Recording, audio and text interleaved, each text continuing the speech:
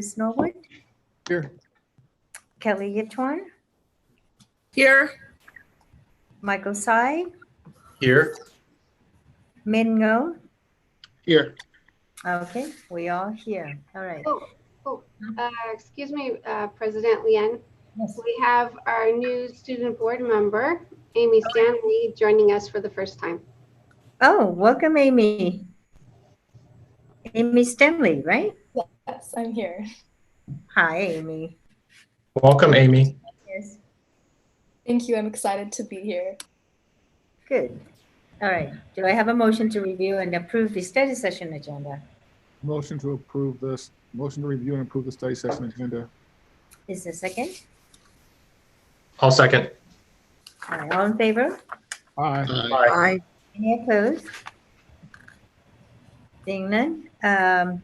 This is the study session. So we are on the study session.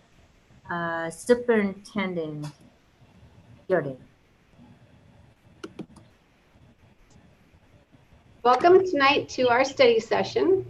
We have our PSA, which is a project stabilization agreement that we set in motion with the 2018 bond.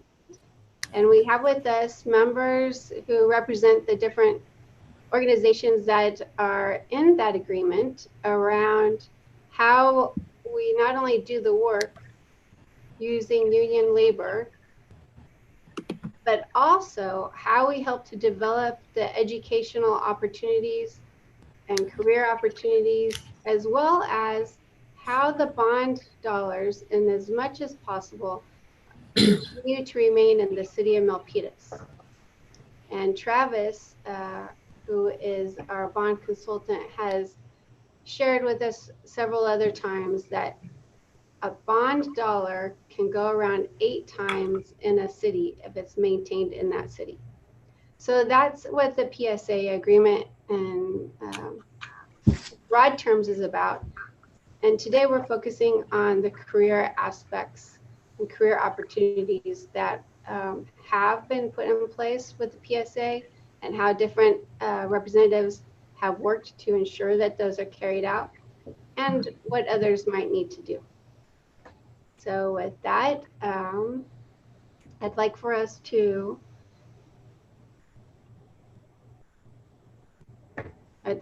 introduce ourselves.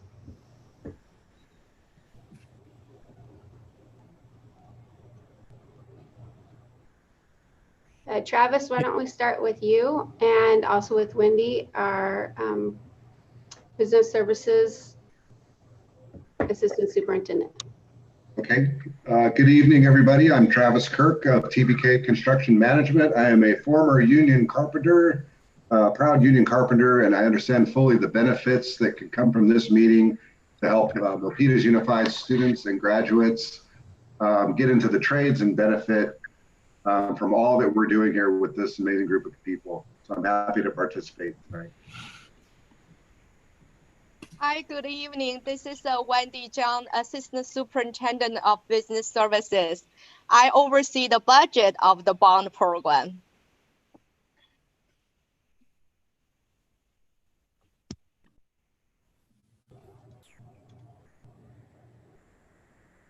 I will go if you would like. This is, I am Walter Este. I am an architect, and I'm with LPA Design Studios located here in San Jose.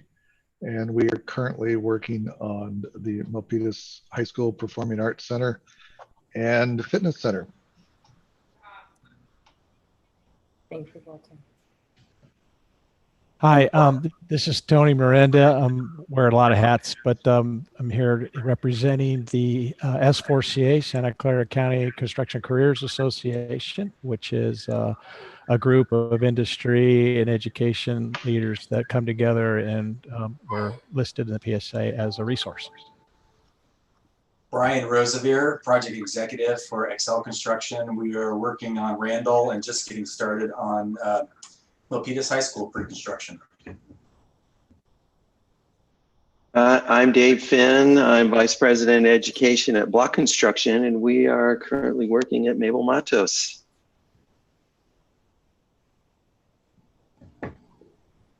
I am Brenda Childress, the Executive Director for S4CA, the Construction Careers Association, responsible for some of the implementation of the education sector. Hi, I'm Louisa Auerhahn with Working Partnerships USA. We're a community organization here in the South Bay, and I run the Santa Clara County Trades Orientation Program.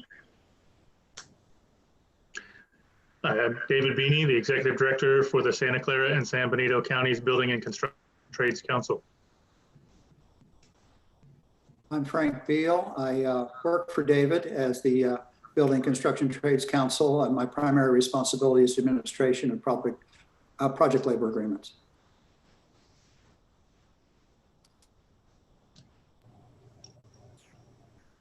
I'm Aaron Dobson. I'm a principal at Corchoki Kwok Architects, and we work with the district on a few projects in the recent past, and then are open to work on the Milpitas Innovation Campus here starting pretty soon. Carl Stice, principal at Calaveras Hills High School, which is located at the MUSD Innovation Campus. Sean Angwin, principal of Thomas Russell Middle School, located beside the Community College Extension. Juliana Ibrahim, principal of Milpitas Adult Ed and Corrections in Building 400 at the district office. Hi, I'm Annette Rodardi, vocational specialist for MUSD, and also a proud member of S4CA for several years.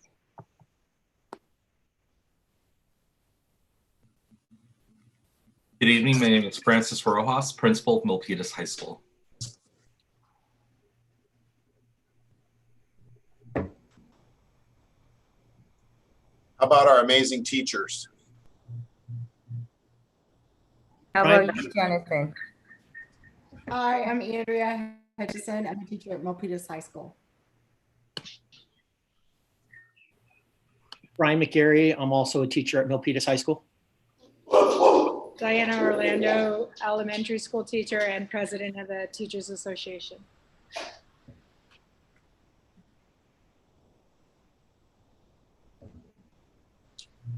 I'm Jonathan. Oh, go ahead. Go ahead. Go ahead. I'm Jonathan Brunson, Assistant Superintendent of Human Relations. Norma Rodriguez. I'm the Assistant Superintendent of Development.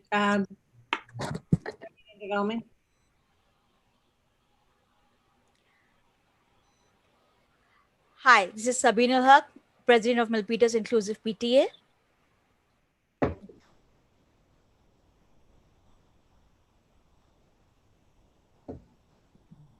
Hi, I'm Lisa Masood. I'm a teacher at Rose Elementary.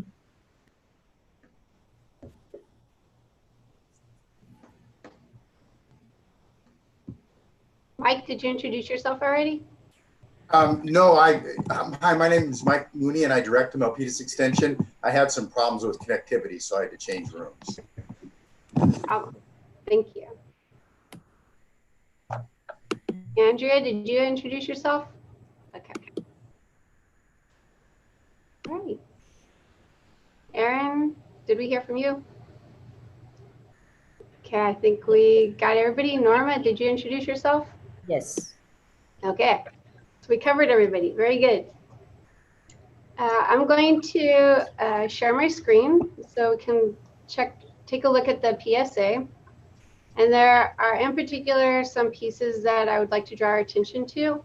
The first is 8.7, Article 8.7, where it talks about local hiring and unions exerting their best effort to recruit and dispatch contractors in sufficient numbers, et cetera.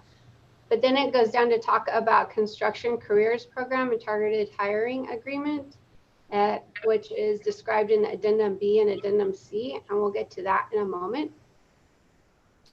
And then I'd like to point out Article 10.1, which essentially recognizes that the construction industry is one that has great opportunity for learners who are adults, as well as learners who are on their way to becoming graduates and finding a career path. And that construction offers so much more than what people think it is, just based on driving by buildings that they observe being built. And so that is why we're all here today, is to talk about how we benefit learners in their pathway to career collectively as a team. So scrolling down to Addendum B.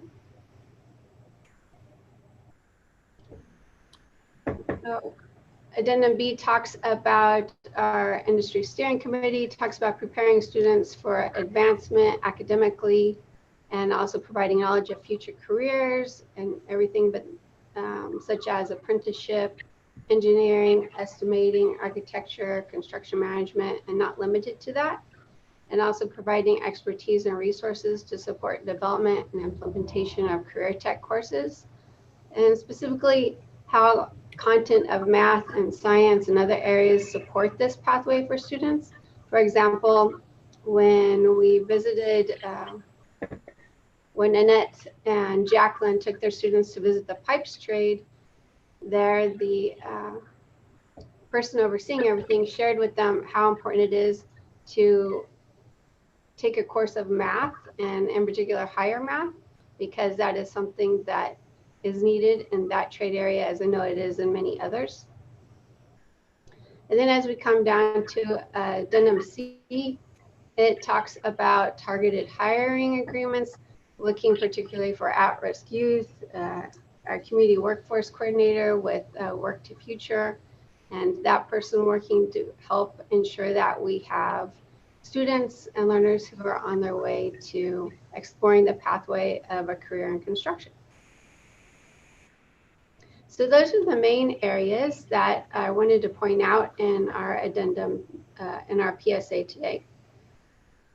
And talk about what it is that each of you has done, and also what more needs to be done.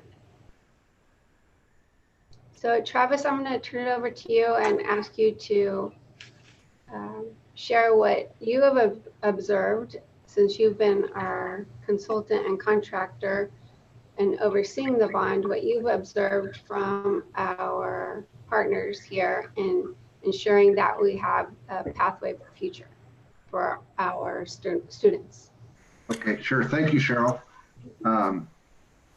And so my observation in coming in a little over a year ago, last June, actually, it's almost a year and a half ago, was I familiarized myself with the PSA, and I met with Frank and met with Louise, and I've gone through the process when we let out the Mabel Mattos job of the trades claiming the work, and then subsequently had conversations with how this PSA affects workforce development, hiring, et cetera. And so what I discovered through the process is that any contractor with a value of $250,000, a subcontractor of value of $250,000 is obligated to this PSA, this Project Stabilization Agreement. And the intent of the agreement is to bring in at-risk folks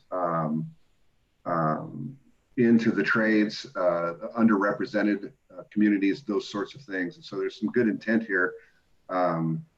And we've seen some of that, and we've seen some internships at the architectural firms.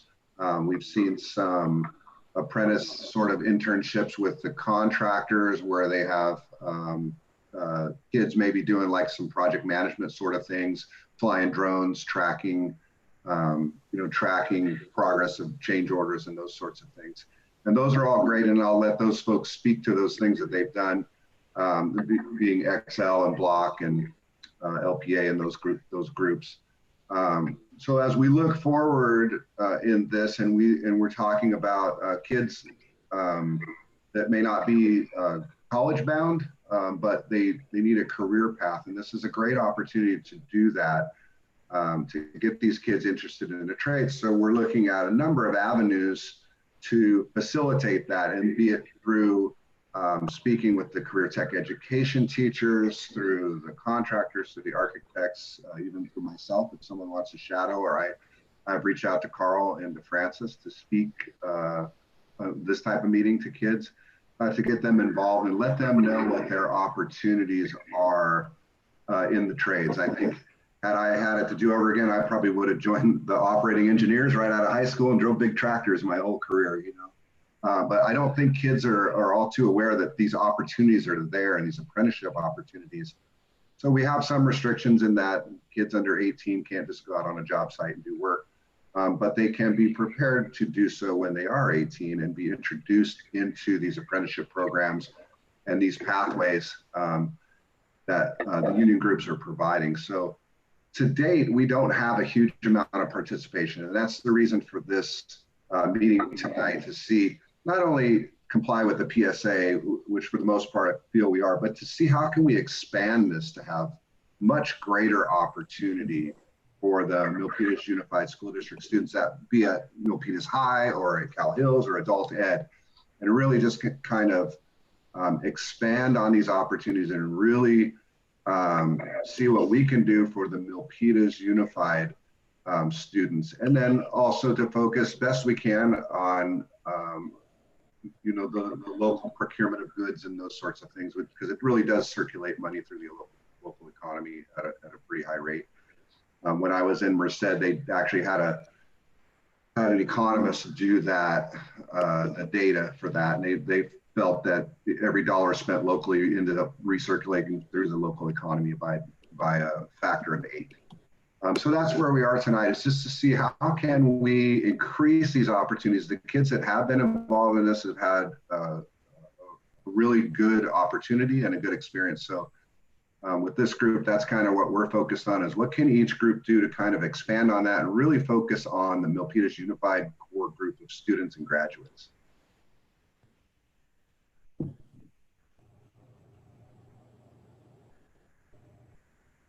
Okay, maybe I can start. This is Tony. From the S4CA standpoint, S4CA was established over 15 years ago as a combination of the building industry and the building trades, foreseeing the need to replenish our workforce, especially our local workforce. We had a number of baby boomers retiring. We had a couple of recessions where people changed careers, and we saw a pretty decent boom of work coming our way. Didn't picture it being quite as big as it has been those last few years, but we've felt the repercussions of that. I think David Beanie can talk a little bit about that as well, because we've actually seen a lot of travelers having to come in to support our various trades in getting a lot of this work executed, not just in the school side, but there's lots of private work, and especially right now, well, not right now, but right up to the pandemic, where there was just unprecedented amounts of work going on. So that's been a real focus of what S4CA has been pushing towards, a lot of career technical education, investment and development. We've got a couple of proud partners, and I'm happy to say Milpitas has been an active partner, and that's been at almost every one of our meetings. But we have a really strong partnership with Eastside Union High School District, and Tim Nguyen, who's on our board, has got some excellent programs already established, has got pathways into financing and getting grants for CTE programs. And we have now, and we're very excited about the development of our virtual design and construction certificate program in conjunction with Stanford University. One of the things that we've done that we really like to see, and I've talked to Cheryl about this for a couple of years, is really get this more embedded into the Milpitas student body, especially at the high school level. But we certainly want to reach even sooner. We've realized that trying to get to students at the middle school level and get them aware of construction as an opportunity is significant. Along those lines, we actually constructed a tiny house at Senate a few years ago, and that was completely designed and built by contractors and vendors and subcontractors that were involved in the district doing work that was completely donated. It was a great experience for the students. We had a number of our project engineers actually in the classroom teaching them estimating and project planning and how to read the prints that were developed by Joe Flatley, your very own Joe Flatley, who was driving the program at the time. And then we perfected it into a prefabricated process. Then we took 2 bus loads of students over to Block Construction, was the one that was actually doing the prefabrication of the building. And the students had 2 sessions. One was listening to how the building was designed, and then looking and practicing various mathematic educational type exercises. They were exposed to our Oculus and our virtual design department, so they could actually put on the goggles and kind of walk around like a video game almost. And while that was happening, we had the other half out in our shop, actually each driving a nail into the foundation slab, or actually it was a platform that the house was going to be built on. They all circled the nails and signed it. And then we put them back on a bus and sent them off. And then about 3 weeks later, we had a giant barn raising community event at Senate where we had students, teachers, faculty. It was just a great day, where we actually got the components of this prefabricated tiny house erected. And then over the course of the next 5 or 6 weeks, various volunteers, including district employees and from the district carpenter shop, and we worked diligently to get that house built and completed. That was a terrific thing. We got great feedback from the students, actually polled them to see if they liked design better than construction. It was an even 50-50 split, over 60 or so kids that looked at that. But we wanted to build upon that more. And we've really been blessed having the Stanford University Scythe Program, which is an international program at Stanford. Dr. Martin Fisher basically runs that program, and there's a young grad student who just got his PhD about 2 weeks ago. He is on our board, and I'll let Brenda talk a little more about this, but this is an exciting program that we think can really be implemented through what's going to be happening, I think, at Milpitas, the Innovation Center, possibly at the center over by Russell. But that we're seeing these are stackable credentials that are going towards students' education. And Brenda, maybe you want to talk a little about that. One quick question for you, Tony. Sure. What were the age group of the students? Could you give me the range of the age group of the students that participated in the tiny home and what year that was? Yeah, it was, I want to say maybe 3 years ago, Chris, and I believe it was the middle school students that were primarily, I think, 5th, 6th grade. There might have been some younger ones, I'm not positive, because we were in a number of classrooms, I think, at that time. But I would say we had easily 60 kids at the block construction. But what showed up for the community event was, a couple of hundred people, and we had various stations where people were putting Tyvek on and putting some siding on, and actually finishing the windows and putting some waterproofing on. So we kept it to what we considered to be safe activities. And then the ones that were a little more stringent, we had professional people out there volunteering their time to actually get equipment and then do the erection and then the assembly. So it was probably about 2 or 3 months worth of hard work going on. And again, a number of subcontractors donated the roofing, and even the solar system that was designed and installed was completely done by one of the contractors involved. In the I think it was in the Mattis project. That was a CM project, I think, being administered, but they were one of the prime contractors for electrical. And then the framing and the windows were all donated. So it was a completely zero cost item, which was nice. And it was kind of set there as a teaching tool. It's actually designed to be moved, because I helped with that design, actually, because they thought maybe someday they want to put it someplace, or maybe donate it to a homeless camp encampment and see if it could be utilized there. So just to recap, the SC4A facilitated a tiny home project at one of our elementary schools, which had middle school and some elementary school students involved, field trip, and donated equipment or donated construction components for the project. Yes. That's not actually correct. It was only Senate students. Senate. Yeah, because the 6th grade in Milpitas is still elementary. Right. So I wanted to clarify that it was more of an elementary school. So there is propensity at the older level or at the higher level of elementary school where these projects are happening. The younger students, of course, benefit from it because it's on their campus, when they get a chance to see it. But when it comes to actual, the field trips, the possible engagement, you're talking about the earliest age, what would you say could participate in a project like that? What we've found, Chris, is really working with the middle school students. I think you get too much before that. It's really exciting and whatnot, but I don't know they fully grasp it. The middle school students we've found, originally we were really kind of concentrated on students at the community college level, and then we realized we really need to get to the high schools, and then we realized we really need to get to the middle schools, and working with the schools, the counselors, to let them see what construction was as a career. It's not just hard labor. It can be hard labor that turns into great management skills and a whole host of other types, including design and management, and potentially even owning your own contracting business.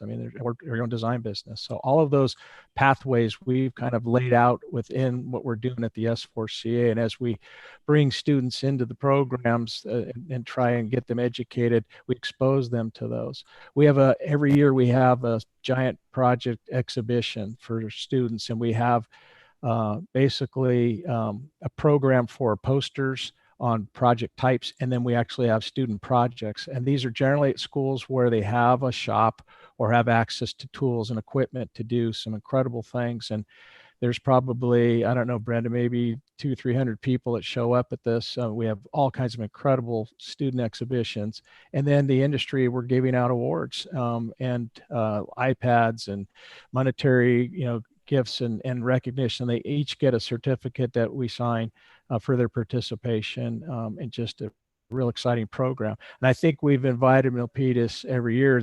I don't think anybody's been there yet. And part of that, I think, needs to be developing maybe some programs within the district. They're more kind of tech construction related. Santa Clara Unified School District's been doing that. Morgan Hills had a great program for a long time. And certainly Eastside has some at Yerba Buena. So developing something like that, I think, would be an instant magnet, and where you could really benefit from the industry helping with that program. And the trick is getting the right educators and the right teachers. And we've long talked about that at our board meetings, trying to get more people that were in the industry to be into a teaching capacity to help advance, the hands-on aspects of what construction can be.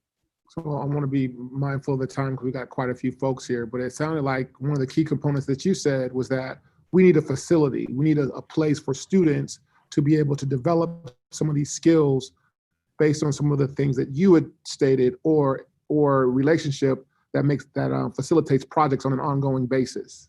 Yes, I think that's an absolute great magnet to get students not only seeing and hearing about it, but actually being able to touch it. It's kind of basically putting the old shop back into the schools, but there's a flair to it that it can go into design, it can go into virtual design. And now with Stanford's involvement in our S4CA through this program, we're seeing lots of interesting things happening, not only for students, but Tim's put a number of his teachers through this Scythe program, the VDC program, and then they've gone on to create curriculum to teach in the various schools in that district. And we've now got Forrest Peterson, who's our person. He's now on our executive committee, and I'm really happy to announce that that Superintendent Cheryl Jordan has agreed to join our executive committee, because I'd really liked her to work with Forrest specifically on how we can do some things within this district and utilize the Stanford connection and the stackable credential potential. Thank you. Mm-hmm. You're a tough act to follow. Yeah. I was thinking about that, and as you were talking, Tony, I'm thinking, oh my goodness, I may pale in comparison, but I've been involved with the S4CA like Tony for probably the last 15, 16 years, but I was more on the operations side and implementing these programs that were part of the PLA, one of which was at Eastside, and I think I would say the Eastside is probably the model program for the high school level in terms of numbers of the program itself and how it was organized, the numbers of students that we were able to routinely get through over the course of many years. And again, Brenda probably could talk about that a little bit more. But what we did was, at that point, we were the construction managers there. and we were doing the delivery models called CM multiple prime. And what we even as CMs, we agreed to take on an intern, a student intern over the summer. And back then the requirement was that all of the contractors were required to do that. So how we expanded this program was to make contractors that had contracts of 200,000 or more, they were required to take on an intern. So if they were an electrician or a mechanical contractor or painting or whatever type of contractor they were, we increased the numbers. Doing that, we increased the numbers of contractors who were eligible to take on some interns. And then the district and S4CA generated the interest on the school side or the district side.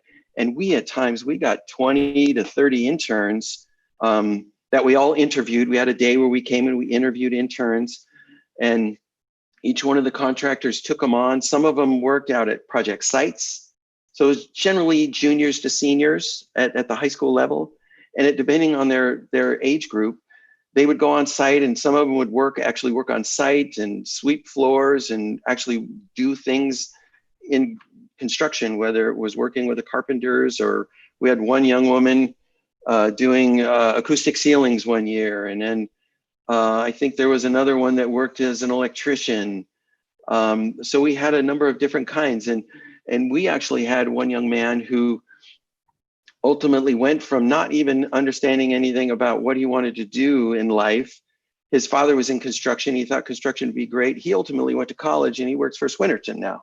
And so the program does work, and he got involved, worked this summer with us, and has worked this summer with someone else, and then was able to kind of continue on and find out, like Tony was saying, it's not just, pounding nails and that sort of thing. There's a management side of construction as well, and design and architecture and all that sort of thing. So that program, I think getting some information from the folks at Eastside in conjunction with their construction program they have at Yerba Buena, exactly.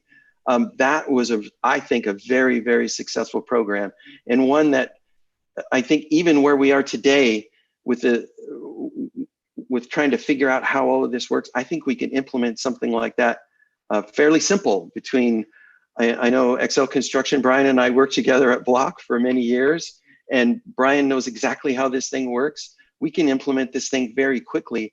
I think my sense is we need to get the folks on the district side to really help us generate interest, because this last spring we had 2 potential interns we were going to interview in March, and then COVID came and we had to cancel the interviews, and we didn't have them this summer. And I think Brian was lucky enough to get somebody a little earlier, and so they had an intern this year. But I think we could fairly easily, with the projects that we have, create something for the high schoolers. Now, the middle schoolers, here I'm trying to keep up with Tony now, I'm sorry. The middle schoolers, we did a program at Alum Rock, and I think Norma might remember, she was there at the time. We had 5th and 8th graders in a program where we did what was called Saturday Academies. And actually there's someone at Excel that was a part of that with me on the Saturday Academy. So we figured out that ratios were 5th grade, you learn them, in 8th grade, you do review.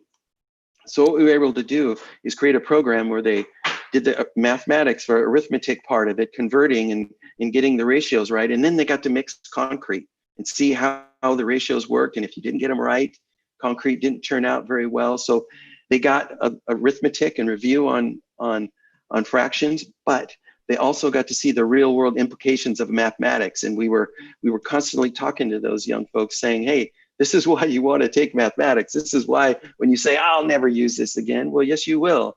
And so, oh my gosh, we did that over about I want to say a 3-year period. We had a number of Saturday Academies, and we had 40 to 60 kids every time. And it was really kind of fun. And we were able to do that as part of the PLA as well. But we did that specifically as Block Construction. We had a few contractors to help, but that's another thing. We were able to kind of do something with the PLA at the younger grades. So I think we could do those same types of things fairly easily. And I think it could be successful, but doing some benchmarking with what we did at Eastside would probably be a really good idea to start. Well, Thank you for that. And I just want to just briefly mention that, Tony, your project was pre-bond, correct? 2017, if that was 3 years ago? Oh, well, there was the original bond in place. The old one. The old bond started in 2013. I'm that old that I've been around for that long. So we've kind of been riding through, the various versions of it, and actually even work with Joe and Dave Beanie to bring the current bond in current PSA into play, because the older one was signed by, I think, Kerry back in the day, even before we were hired. But yeah, there's been some adjustments to it. I think there's some recent adjustments that have been going on, which is great. Yeah, the other thing too, Chris, that we can just briefly talk about, Brenda, you can talk a little bit about it, but I'm sorry, because you and I, we can do this. Yeah, probably. We've got quite a few folks here, and the clock is running. So we'll give the time for some others to be able to talk about Superintendent Jordan. I see that Annette has a question. I just wanted to share, and I know Brenda Chillis is on here. It was maybe 3 or more years ago at S4CA, Brenda had reached out to me saying, we're going to do these workshops at, I believe it was Yerba Buena High School. If you have students that are interested, and again, I want to say that was with our bond. Correct me if I'm wrong, Brenda. So I hustled really quick to find a couple of our MHS students. And what they would do is they went to their internship at a certain part of the day. And then the other part of the day, they attended some workshops that had to do with field trips. But also Brenda, I don't know who was at these workshops, but also exposed them to all different trades. And they went out there. So that was a really, I thought, an important component, because not only were they doing their internship, but they were coming back and discussing the different trades. And I think they went on different field trips too. Brenda, am I saying this correctly? Is that how it went? You are correct. And thank you, Annette. Annette has been our go-to partner in Milpitas for getting what can we do and how can we implement, some of the parts of this agreement. And I will say that you might be referring to Career Fair Expo. Annette has brought 25 to 40 students each year since 2015 to Career Fair Expo. All of the trades are there and kids get it hands-on right then. And I don't know the composition of the students that you brought, the diversity, but I believe those were from your at-risk population. Yeah, they were. And I also partnered with our Career Center Tech too. So we both kind of did a little recruiting together. So, but yes, and then we got very successful, and reaching, some of the objectives that you have. I also, I don't know if you mentioned the ACE mentoring program that came out of S4CA, Tony, but that I believe Annette helped facilitate that while making a connection through S4CA. And there are some other opportunities, I do believe, for expanding some of the work that we're doing if it meets with the objectives that you as a board, have in mind. And of course, we don't want to supersede, but if you're thinking in terms of some kind of specific construction pathway or something like that, now is the perfect opportunity to do that. There's a great big strong workforce grant out there, and they are wanting people to start up new pathways and new ways of getting kids in kind of CTE pathways. And so there's a lot of opportunity. Somebody mentioned the Saturday Academies. We did those at Alum Rock, and those were designed by the teachers in the district with industry collaboration to help meet math issues that kids were having in the district. And that's certainly something that's possible if that meets with one of your objectives. I don't know what else you want me to address, but that's probably too much. No, thank you. I appreciate that. And so just, I'm going to just speak for myself. $284 million, the Milpitas taxpayers agreed bond. We have 3,000 students at the high school. We have a couple of hundred at Cal Hills. And Juliet, how many adults do you serve over at Milpitas Adult Education? Right. Right now, 250 out of, I don't know how many of those would be interested in a pathway to trades. Right. So that's 3,500, maybe close to 4,000 students that we have that are potential for. Of course, some are going to go college, career, but again, we understand construction is very, very different. Does anybody know how many the value of the school bonds that were passed in 2018 for the Bay Area? Does anybody know what that number is? $14.7 billion in the Bay Area. $14.7 billion. It would be wonderful that in 5 years, 7 years, somewhere that there is a population of Milpitas Unified School District kids, and somewhere, whether they have a college degree or not, they've had the exposure and the experience that they can partake in some of those dollars.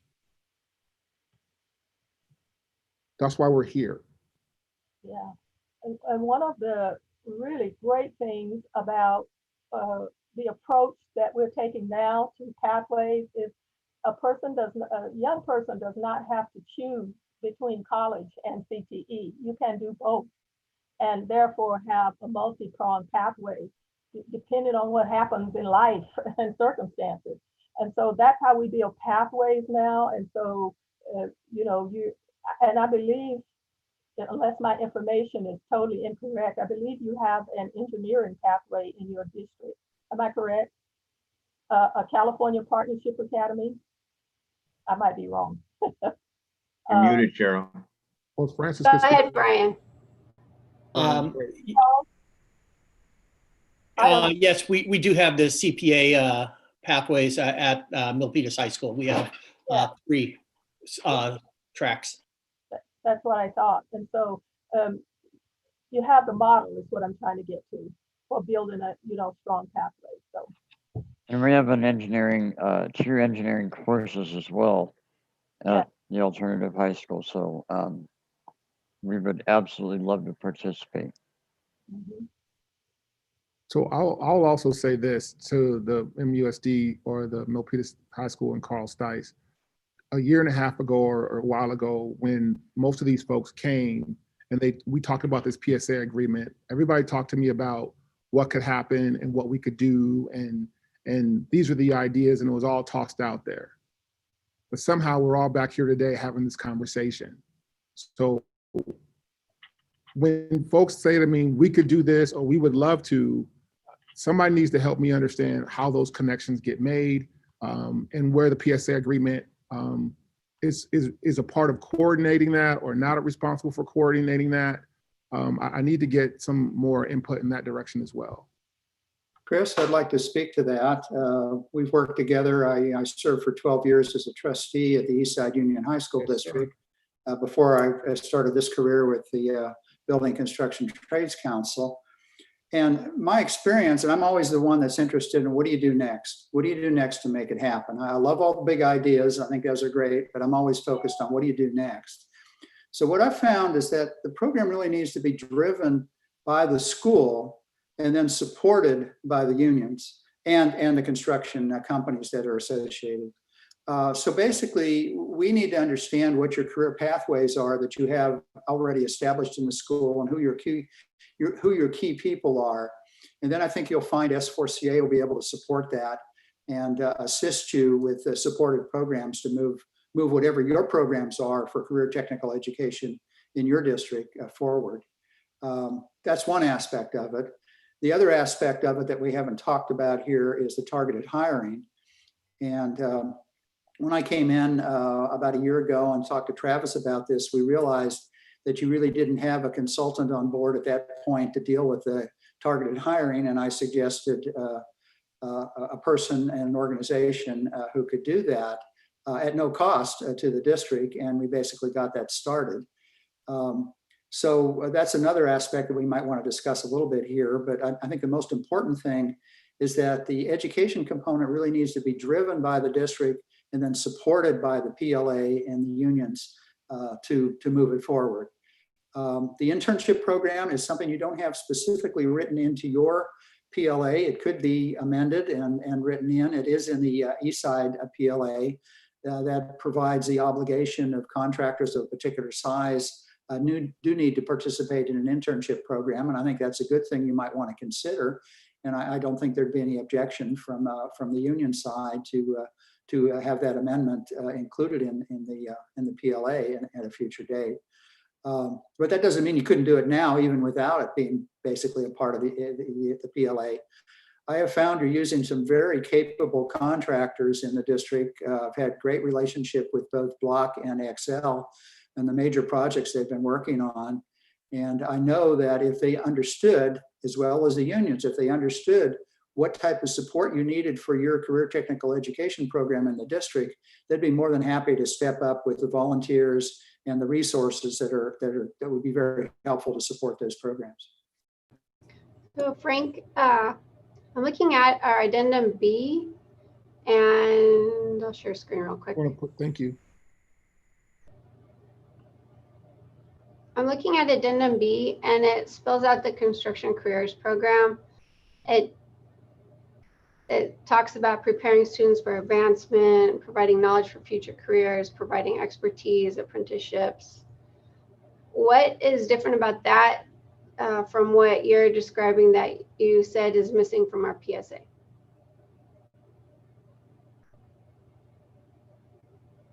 I think I can address that.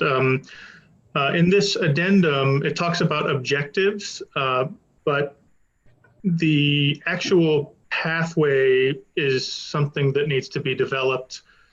And again, to Frank's point, driven by the district. I mean, we're well suited and positioned to support the district through the PSA on achieving those program objectives. But when the PSA was negotiated, the district didn't have a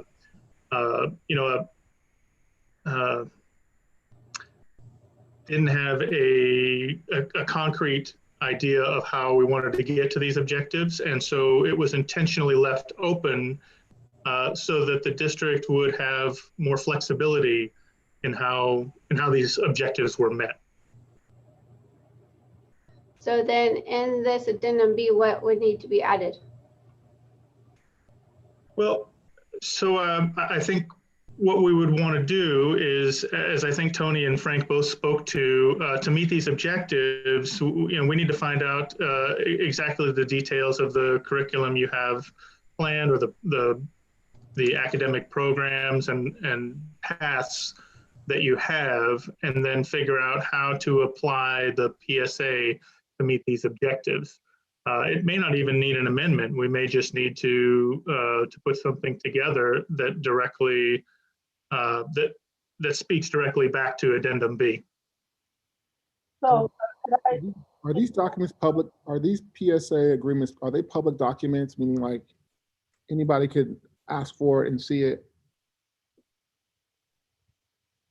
I believe they are public documents, yes. So we could ask for Alum Rocks because I heard Alum Rock mentioned, and we could ask for East Sides to heard East Sides mentioned, so that we can get both of those documents. Is that correct? Sure. Yeah, if I could interject, this is Travis again. I think too, the intent of this is clear, and the intent of the meeting is clear. I think maybe I want to just chime in before we run out of time. Maybe I can help facilitate a meeting between S4CA, high school principals, the CTA directors, the middle school principals, so we could have a meeting like this where maybe we have more time and we can discuss real world ways where S4CA can introduce kids to these opportunities, get them excited about these opportunities, and then move forward into implementing that so we're impacting more students than we are currently. I'd be happy to facilitate that meeting between those groups, because in the CTE, they know what they have going on. The principals, they all know what they're trying to accomplish there. And I know that S4CA is a great partner for us, and really I think for me, I'll speak for myself. I was a kid that went to 6 high schools, so I didn't have a lot of direction coming out of high school. And just to have someone come in like Frank or David or Louise or any of these contractors or architects and just speak to these kids and say, here are the real world opportunities out there. because there's a lot of kids that were like me that, you graduate on Friday, you don't know what you're doing on Monday. And well, I knew I was working at Taco Bueno in Dallas, but beyond that, I didn't really know. So just to introduce these kids, what are your options? And union apprenticeship is a huge opportunity, particularly for non-college bound kids. And then, like someone else mentioned, sometimes you get into that opportunity and you do move up and you become a kid that wants to go to college and be an architect or an engineer, or you do, like myself, I ended up being a general contractor and now a consultant. But I think just to give kids the knowledge that there's opportunity there is a big part of this. So I'd be happy to facilitate that meeting in the coming weeks. If I can chime in really quick, this is Francis, the principal at MHS. There was some discussion earlier about CTE pathways, and we have 3 partnership academies at Milpitas, and we have the engineering academy over at Cal Hills. One area that we've been struggling and working with National Academies Foundation is our advisory committee. So when I was looking at that appendix of the agreement in the what was the acronym for that document? What was it? PSA. One thing that could be placed on there, or is participation in the CTE partnership advisory committee, because that's where the work is done, where we would reach out to our industry partners, all of you here, to say these are our needs for internships. Because right now we're partnered with National Academies Foundation, who puts us together with this thing called Future Ready Labs. We had 25 students over the last 2 years have internships with Verizon and another company. The first year, this year was Verizon and Deloitte. We have partnerships with Evergreen College, and it's right next to Block. Their office is next door, Nextflex. And so there are internship opportunities there as well. But I think participation in an advisory committee, and we're actually required to have those, would bring out like fruitful results as here's a plan that brings us right into this industry sector. Because Andrea and I were texting on the side saying, this group should be part of our advisory committee. If we have agreements through the bond work to do this, that's right where it is. And although our academies are not construction related, there are components and aspects of every construction business that are related to whether it be engineering, business, or hospitality tourism. So I think there is an opportunity here if we invite this group again and be able to say this is kind of what we need. And instead of us going, we've been going to separate companies like Andrea, who's our advisory committee member, NVIDIA, right? So I think there's a lot of opportunity here, and we probably need to plan an advisory committee meeting and invite this group together so we can share what our pathways look like and how perhaps these partners can help us fulfill those internship needs. And as we come back together to design these pathways, it's very important that we see them as a continuum, because the trades, as everybody knows, has very different entry levels and very different exit levels that can lead to several different points. So for example, in adult school, when our students are still needing some of the basics of the foundation for the math, we cannot necessarily compare them to the readiness of some other students. So that's why it's very important that as we design, we make this a continuum with open and different entry levels throughout the pathways. And this is Sean over at Russell, the principal of Russell.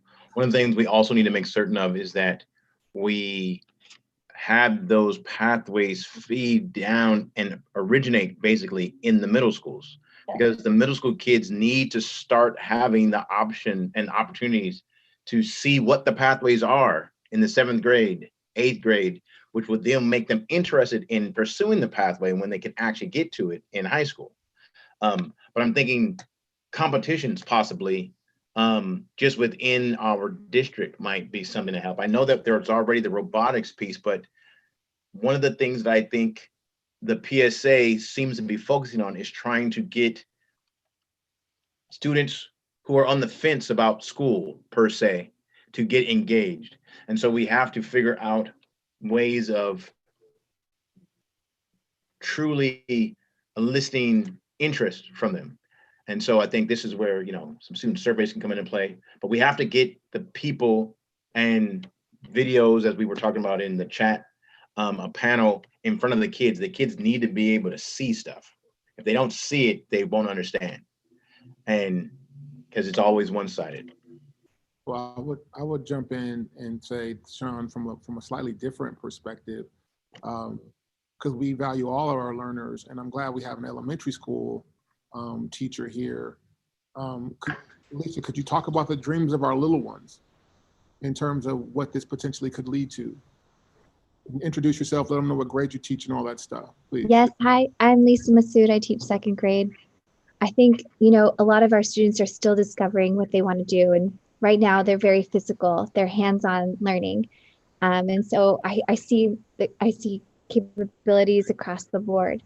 I did mention in the chat that I think it starts with student surveys. I think we need to make sure that our kids are invested in these kinds of pathways, and that we're not also, you know, channeling them. We're not pushing them as adults. We're not going to target what they should be doing.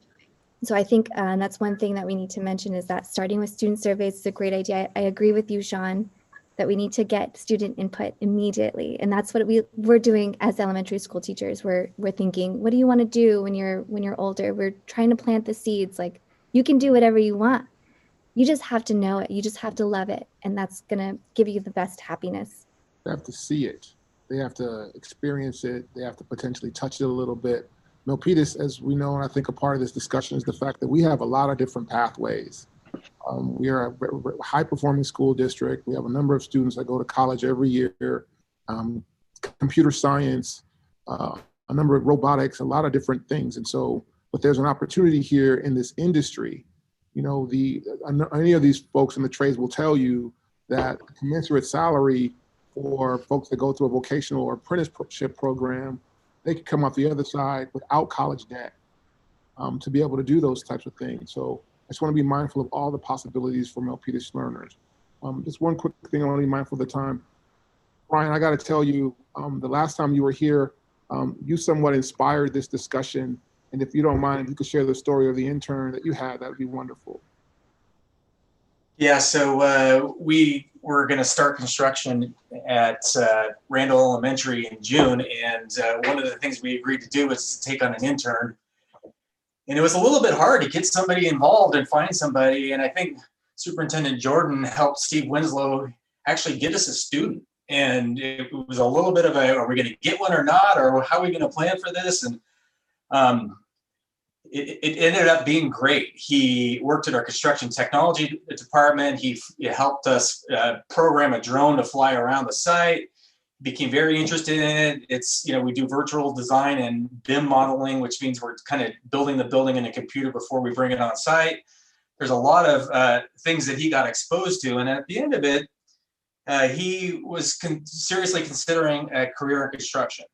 Maybe not necessarily a trade career, but you know, a career. Maybe he'll go on and, you know, do something with virtual design or something like that. There was one other thing that was brought up, and I think another way to bring more internships into the district is the PSA is one avenue to do that, but another avenue is, I mean, you make the rules. You write the contracts, and we agree to them, and we sign them. But if you want to make a requirement for everybody over $250,000 to have an intern, you can do that in our prime contract to you and to everybody's prime contract. And you don't have to go through, you know, revising the PSA. There's a couple of different ways to do it. I just wanted to point that out.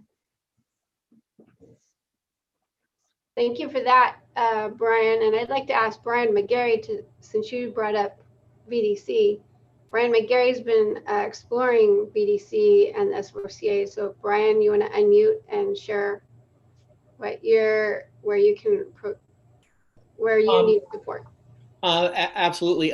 We made contact last year with the VDC program, and the 2 new teachers that we have currently in our eTech Academy are going on to their program this year. So this will be our first year actually in the program. So we are expanding that area. There's one of the things about it is, you know, we're an engineering academy, so we're more in the design aspect, but to help bridge the overlap between design and construction and show how they're really connected. We have, you know, of course, with all the academies, we have the at-risk students, but we also have students with that have the career, or, I'm sorry, the college track component of it. And there's still a little bit of stigma with like, even with the academies in that getting students to come in because they don't see it as a success path. For me, I think working with the industries to help show to the parents and break down some of the perceptions of what they can do with these paths, I think would be really helpful for us. And I completely agree with the getting the students at the earlier age, because we try recruiting them at the high school, but we're already a little bit too late by that point. And I was texting with Sean, Andrea, and I had been talking about this previously, that we really need to be getting these kids interested in these areas prior to high school, because at high school, they're already sort of, you know, the way we're just wired is we're on a college track, you know, meeting the A to G requirements, but to actually start thinking about, you know, ways of combining both those. Well, I'm Andrea, and I was just thinking earlier when I was hearing everybody talk, like, I'm a teacher in the Digital Business Academy. It's in the information communications technology industry sector. And, you know, even though, you know, it's not engineering, you know, a lot of the kids that are in my academy also are interested in engineering.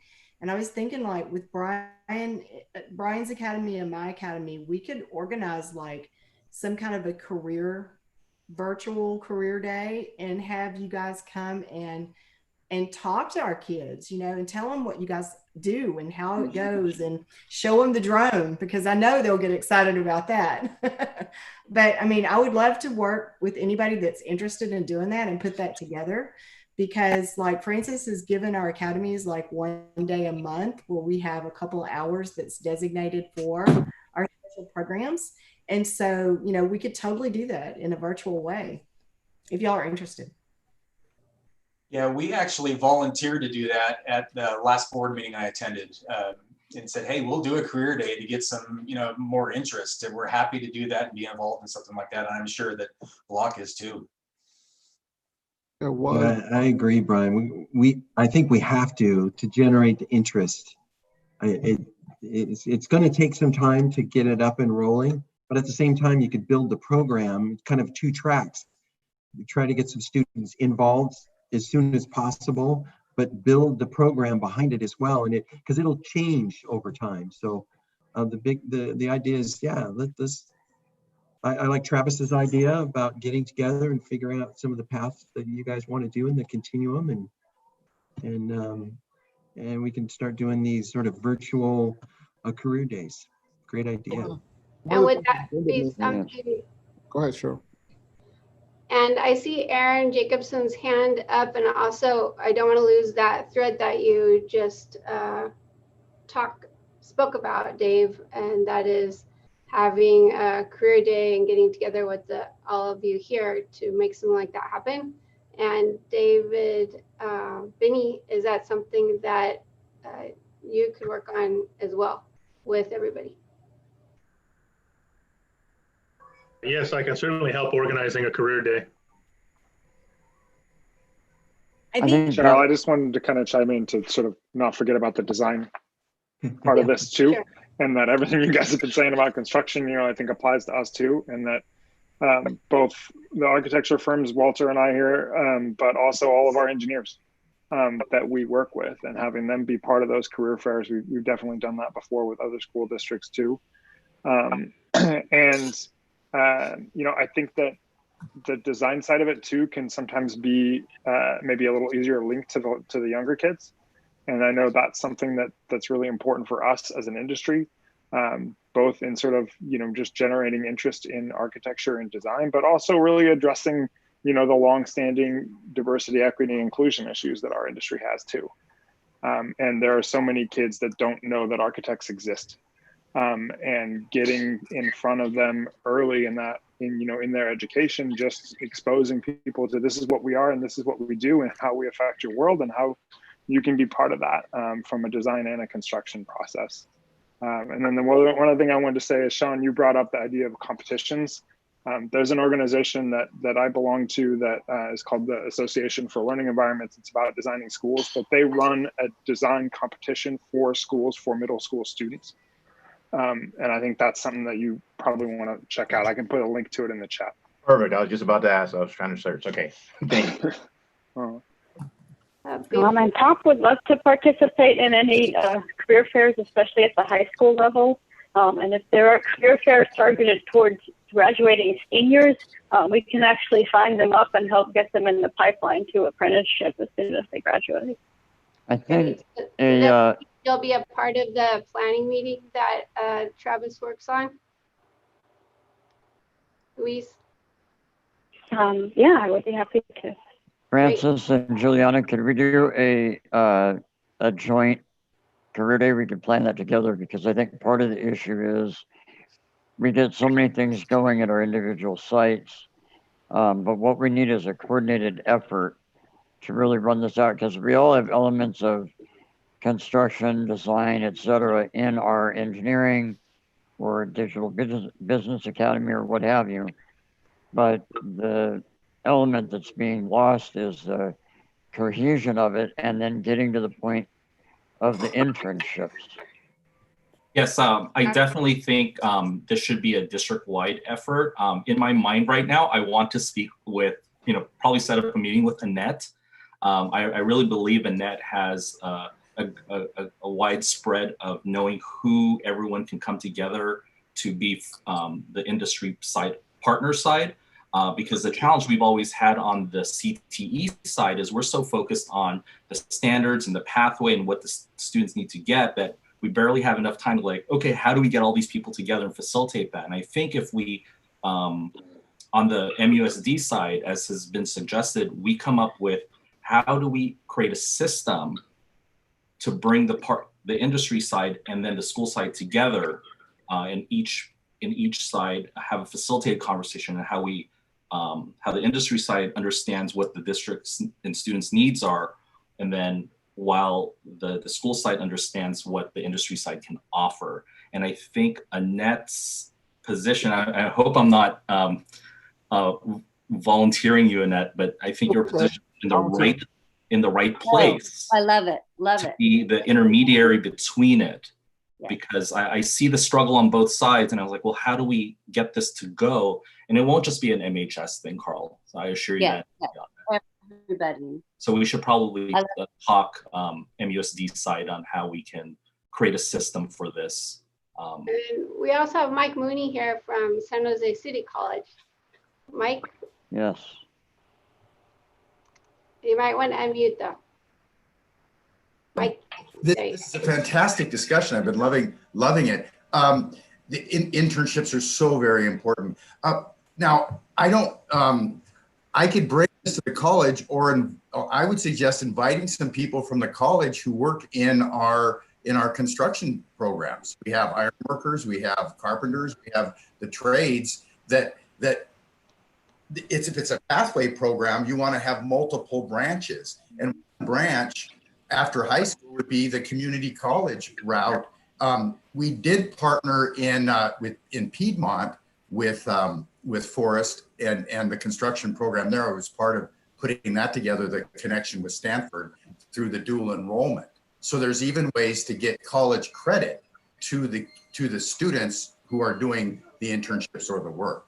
Now, I'm not the person to do that, but I could certainly make the introduction to the people at the college who will or could. That sounds like, Mike, that Francis spoke about the advisory for the CTE.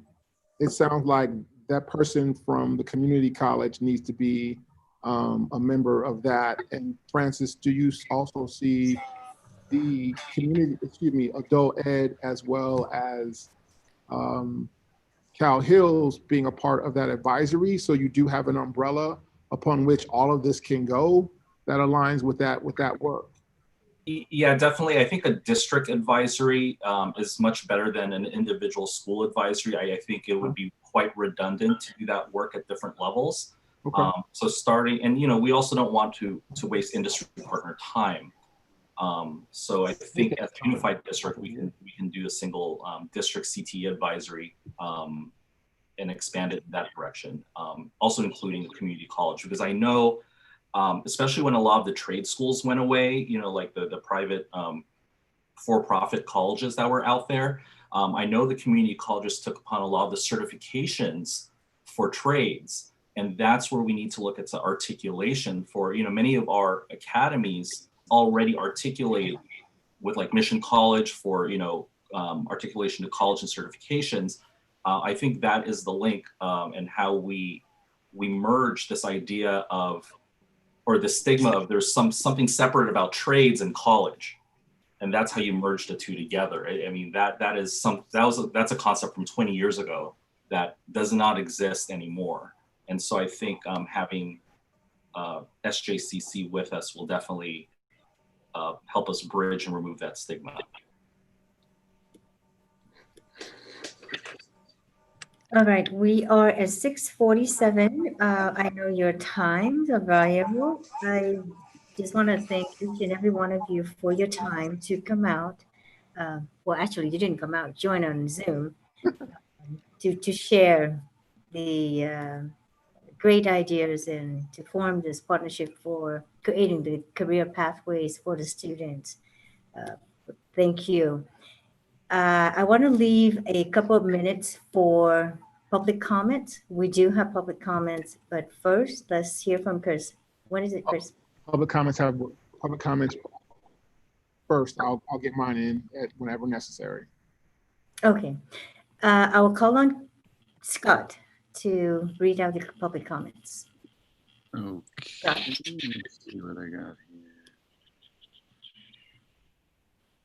We just have one for the study session. Joe Lubas of 136 Camden Lane. Good evening, Board President Leanne and members of the Milpitas Unified School District. My name is Joe Lubas. I am a Bay Area resident and taxpayer. I am very disappointed to learn that the Milpitas Unified School District is considering adding on to a project stabilization agreement that will naturally drive up the cost of public works projects for taxpayers. Such as agreements have indeed proven disastrous.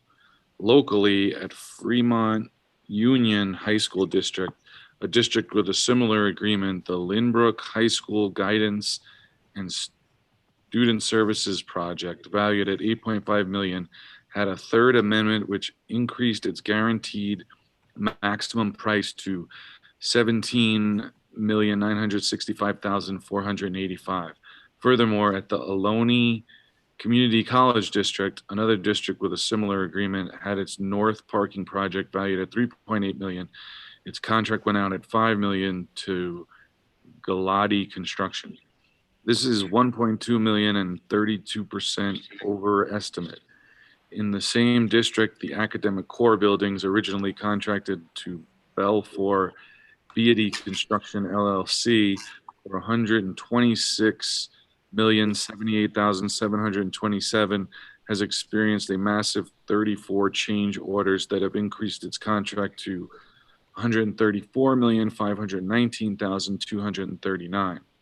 Also at Ohlone, phase 2 of their geothermal ground loop project, despite being valued at $1.1 million, only had 2 bids coming in at $1.5 and $2.1 million.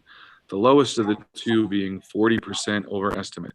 These local facts show that project stabilization agreements will indeed put a strain on the residents and taxpayers of the Milpitas Unified School District. I urge this body to abandon this proposal. Thank you. Scott, what was that address of that? What was the address for that person again?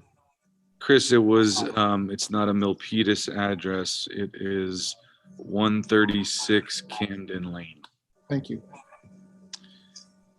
I don't know if you guys, anybody wants to address that. That was Just check if I have any more on this. Public comment.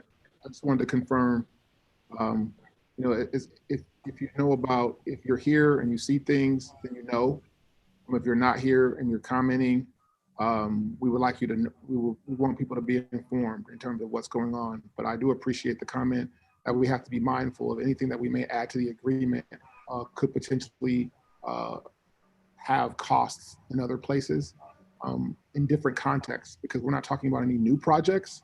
We're talking about, as Superintendent Jordan had identified, the components that are in the project that we don't see necessarily working after 2 years. That's the only public comment I have right now for this topic. Thank you, Scott. And Chris, do you have a question or a discussion? It sounds like there's a conversation coming between Travis and Francis and the other school site leaders and Annette and some other folks that we're going to get a chance to hear about in a month. Is that when they're going to come back and report, or is it? I would say so, Chris. Yeah, I would say so within the month. From my end, I think I can facilitate that within the month, and yeah, understanding that having these meetings and providing opportunities is no cost thing for the students. So it's a great thing to provide these opportunities. I did get one more public comment in the interim. It's from Kelly. Before you read that, Scott, I would like to say that I think, well, the direction I think we need to go in for this next month is that Travis, as you said, getting together with all of those participants today to talk about the different aspects of a career day and also fleshing out some of the CTE pieces. And then I know that the principals are preparing for phasing in the next phase of our MUSD Educate Everywhere. And so I think that 4 weeks may not be enough time for them. I would want to give them probably till the second meeting in October or the first meeting in November before reporting back on the development of something such as an umbrella CTE advisory board and more specific areas that Travis may need to coordinate with them. Thank you for tempering my excitement. Okay. The public comments from Kelly Na, and she doesn't put a home address, but says she does have kids in the district.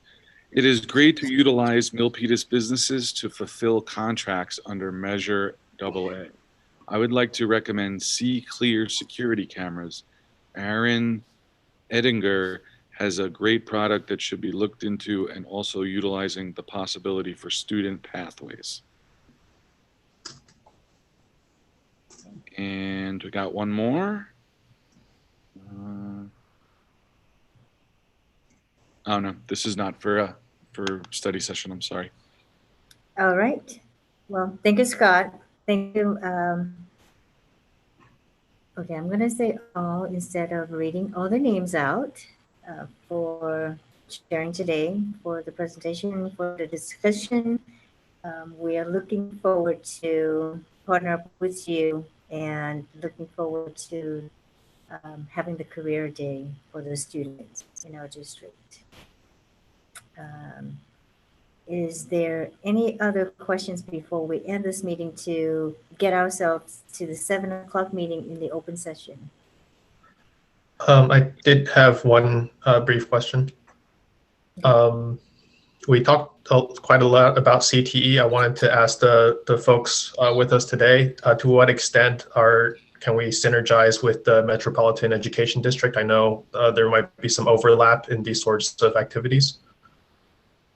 I think that we will have to consider that in a different light, because what we're talking about is specifically to Milpitas Unified School District right now. And I know that's Metro Ed already has some partnerships with the trades, and it already has some work that it's doing with some of the construction teams.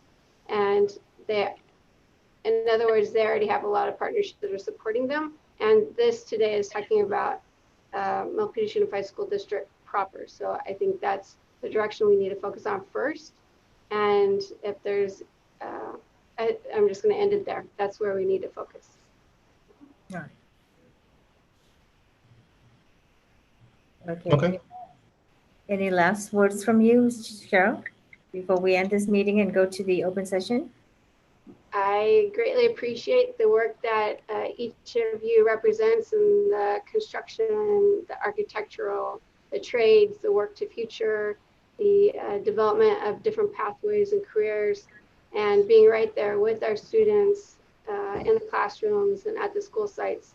Together, all of you create possible for our kids and for all of our learners, including our adult learners. And there will be more to come in the future about another topic that I would love for you to be involved in, which is our MUSD Innovation Campus. And so I'll be calling on you later. Thank you very much. Thank you. Good night, everyone. Good night. Thank you, everyone. Thank you. Thank you. Thank you. All right, board members, take a 3 minutes break. We will start sharp at 7 p.m.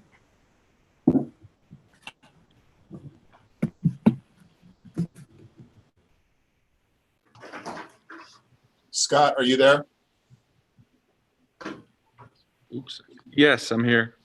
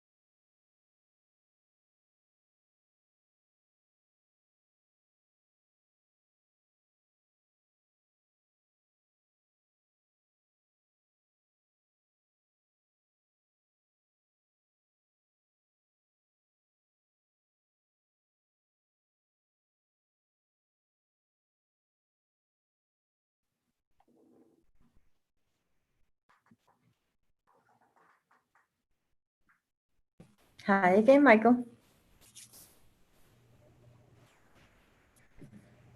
Hi, Marianne. It's been a while.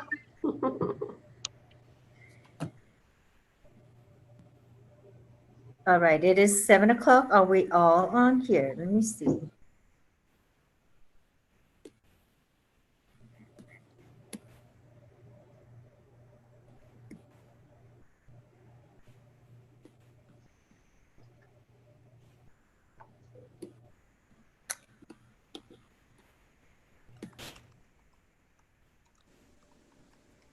Okay, I would like to call this meeting to order. We are in open session.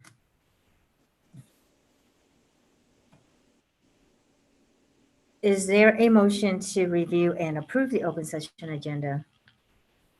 Motion to review and approve the open session agenda. There's a motion, is there a second? I second. All in favor? Aye. Aye. Did we get everyone? No, we did not. That's what I thought. Any opposed?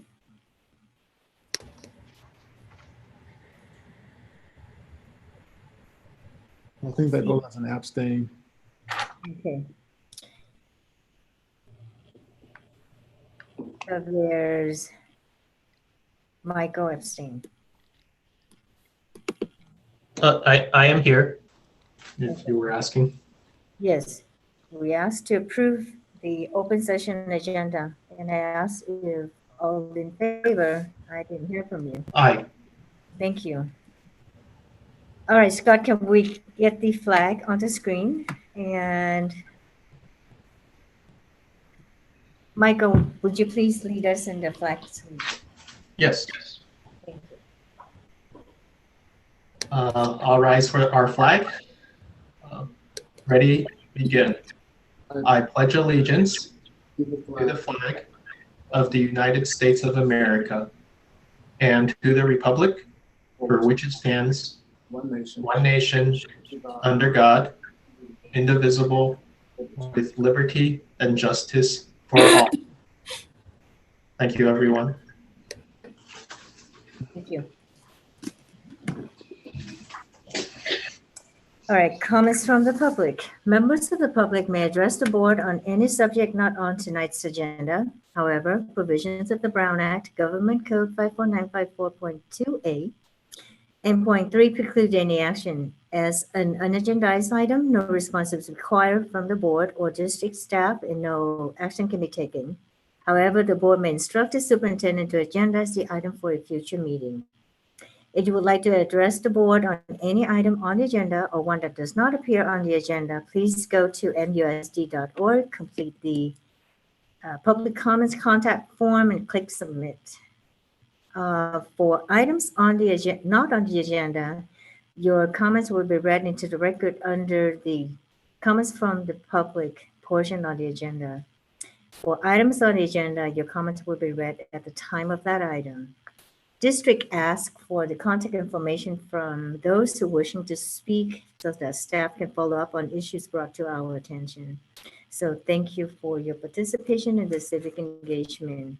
I'm moving on to MUSD 2018-2020. President Leanne, I've got. Oh, yes, yes. Scott, public comments. Thank you. Here we go. The first one comes from William Rodriguez, representing Milpitas softball of Renaissance Drive. No students in MUSD school.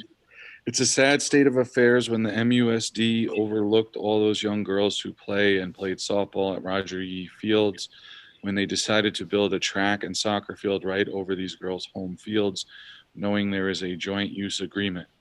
Was your plans to give them the leftovers? Did you even have a plan for them? Seems to me you had no plan and may not even realize you had a joint use agreement, considering you did not even reach out to the league to figure out the best course of action. It's appalling to me because a lot of these same girls are the same girls that will represent Milpitas and Milpitas High when it comes to academics and sports. And to me, they are the ones the school district and the city should also be investing in. Not only do you need to find these girls a new adequate home, but they also need a temporary home until then. Time's ticking, spring sports are just around the corner.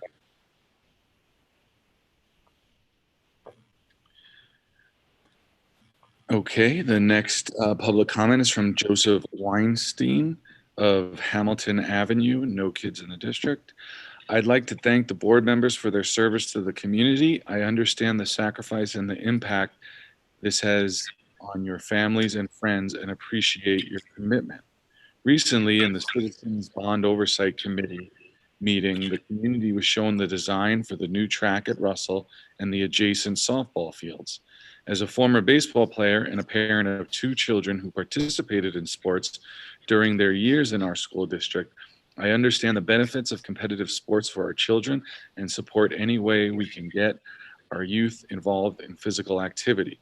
But in this case, I want to call the school board's attention to the danger and lack of safety if you place a baseball softball field in the vicinity of the track.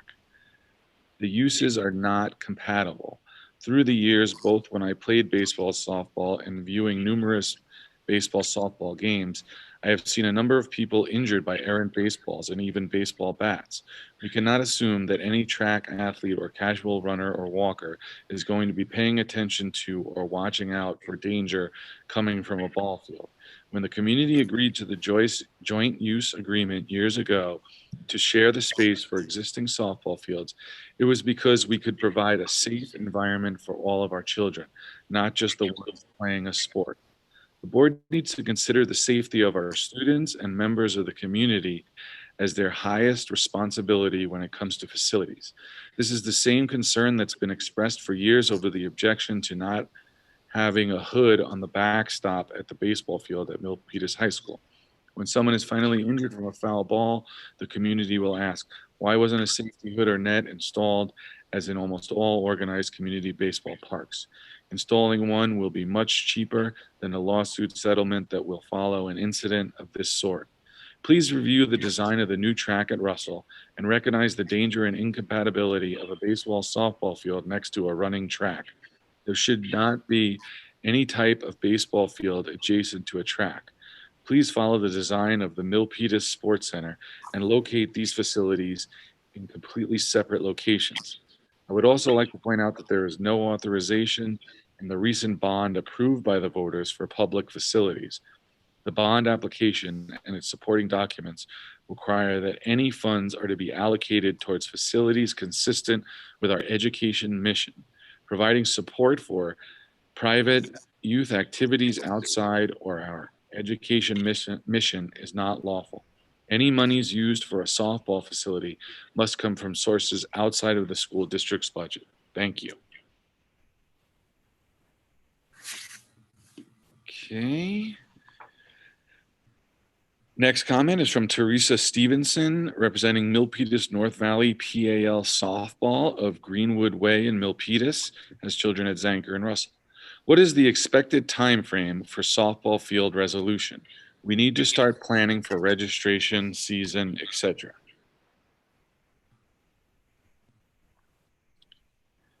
Okay, the next one is from Art Curiel of Dixon Landing with no kids in the district.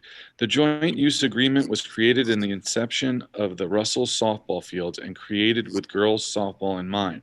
The district and the city truly have no regard for honoring contracts.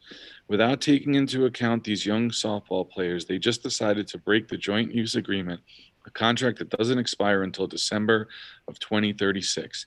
Halfway through the joint use agreement, they decided to just end it. How can the city and school district be trusted if they can't even honor simple contracts?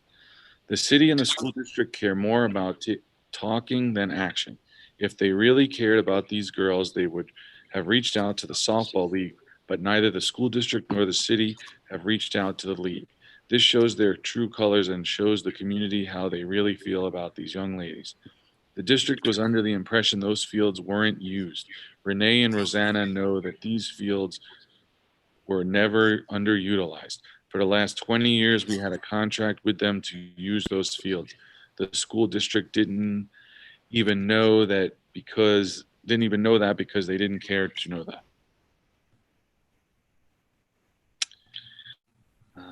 Next one is from Edwards Marie, also representing softball of Park Victoria in Milpitas with kids in the district. Hello, I am concerned that no one seems to have a plan for a new home for softball. I am concerned that we will be left behind. I also would like to know if the board or the oversight committee or anyone for that matter reached out to the leagues that are affected by this decision. Please help us find the girls a home comparable to the 4-field complex we had. Thanks.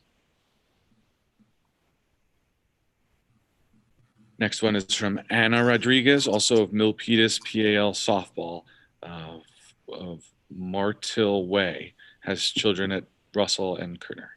I echo the sentiments of my fellow PAL softball board members, where we'd like to know how soon can we expect a mutual agreement amongst the city and school districts for fields. Registration for the 2021 season is quickly approaching, approximately 2 months away. Thank you. The next one is from Robert Jung, representing Milpitas Chamber of Commerce, also at Park Victoria Drive, and has children who graduated MUSD schools. The Milpitas Chamber of Commerce would like to encourage everyone to support their local businesses through our Shop Milpitas program. Please check out milpitasshop.com for details and how you could win one of 10 $50 gift cards to our local businesses for participating. Thank you. And that, let me just check if we have any more. And that's all the public comments at this time. Thank you. Thank you, Scott. All right, we're moving on to our MUSD 2018-2021 strategic goals. Build a culture of we that engages parents, staff, and community partners in supporting student success. Improve communication systems for better outreach to parents, students, and staff.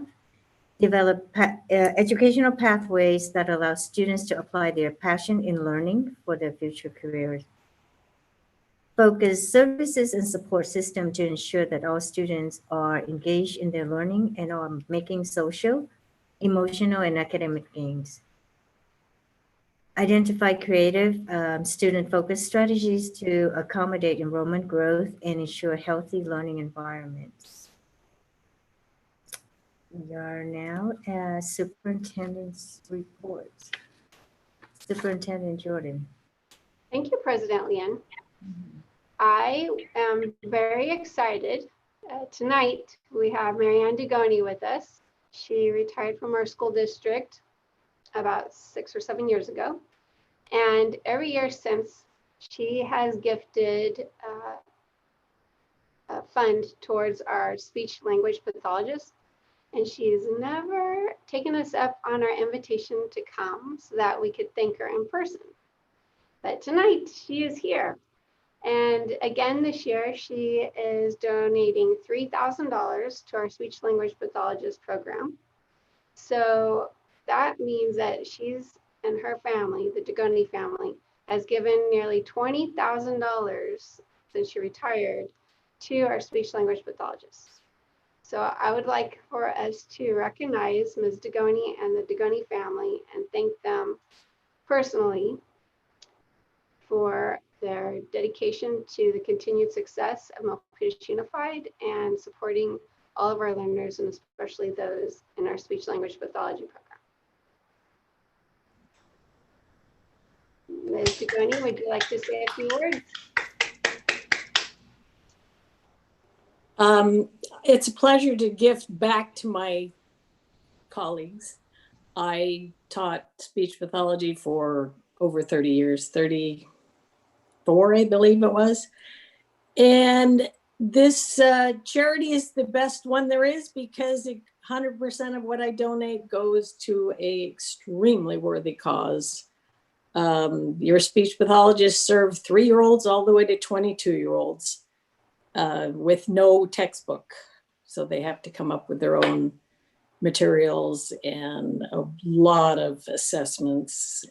So great group. You have an amazing group. And thank you for leaving your legacy and continuing to stay in touch with all of us, and especially with the speech language pathologists. You've been a great mentor to them, and I appreciate all of the different ways that you continue to give back to our Milpitas family. All right, I'm gonna say goodbye. Next, I would like to recognize Assistant Superintendent Norma Rodriguez and our teacher on special assignment, Karen Muska. Together, they orchestrated our colleague to colleague program. And this year, with the COVID-19 and the move to distance learning, the C2C has ramped up tremendously and has a number of people who since March have contributed time to being facilitators in our colleague to colleague program. And so I'd like to also recognize all of them. And before I do that, I'd like to ask Norma and Karen if they would please share a little bit about the experience and the vision. Thank you, Superintendent Jordan. It is a great pleasure to recognize the presenters, and definitely Karen Muska. She was instrumental in getting and launching this. And this C2C colleague to colleague is really an MUSD signature practice recognized now throughout the Santa Clara County and as well as in the nation. And so the vision was basically to bring together our colleagues, and it is as a forum for MUSD classified and certificated staff to come together at a culture of we to continue the long-standing tradition of MUSD of excellence, nurtured communities of practice and share best practices in our love for teaching, learning, and leading. We have had many, many presenters and continue to have presenters eager and willing to continue to share their best practices as we're getting better together. We recently have an EL cadre of 12 teacher leaders who will be attending a series of EL professional development with the Krause Center for Innovation, and they have committed to come back and share their learnings with the rest of their teams in a future C2C sessions. It is a great pleasure. Again, it's a signature practice, and it's only here in MUSD. Karen? Thank you. First, I would like to say that I have been amazed, in awe of the wonderful talent that we have here in MUSD. This started as something kind of small, and we did a little pilot in the spring and had such wonderful response that we decided to do it over the summer, and it just grew and grew. And instead of having just a few days, we had 40 sessions. We had over 800 seats filled over those 40 sessions, and he had wonderful feedback from those sessions. And we're in the fall now, so I'm looking around at a lot of these spaces, and I'm going to be knocking on your virtual doors to continue this work. You're just amazing. I did a few sessions myself, but all of the rest of you, thank you. Thank you so much from the bottom of my heart. You guys are tremendous. Thank you, Karen and Norma. They are tremendous. We have tonight with us there, and these are only a representation of the many people who played a part in C2C throughout the spring, summer, and now into the fall. We have, and when I say your name, if you could just say hello so that the Zoom will catch you. So we have Ashley Grilly and Debbie Salceda, Liz Pitts, Erica Hammond, Gary de Guzman, Jackie Bofelpinger, Jose Dominguez, Jui Sharma, Kim Nguyen, Lisa Masood, Lori Nuno, Nicole Klein, Diana Orlando. She introduced our very first one in person over at Matos. Parwinder Johal, Raquel Kusunoki, Raul Patino, Nancy Pass,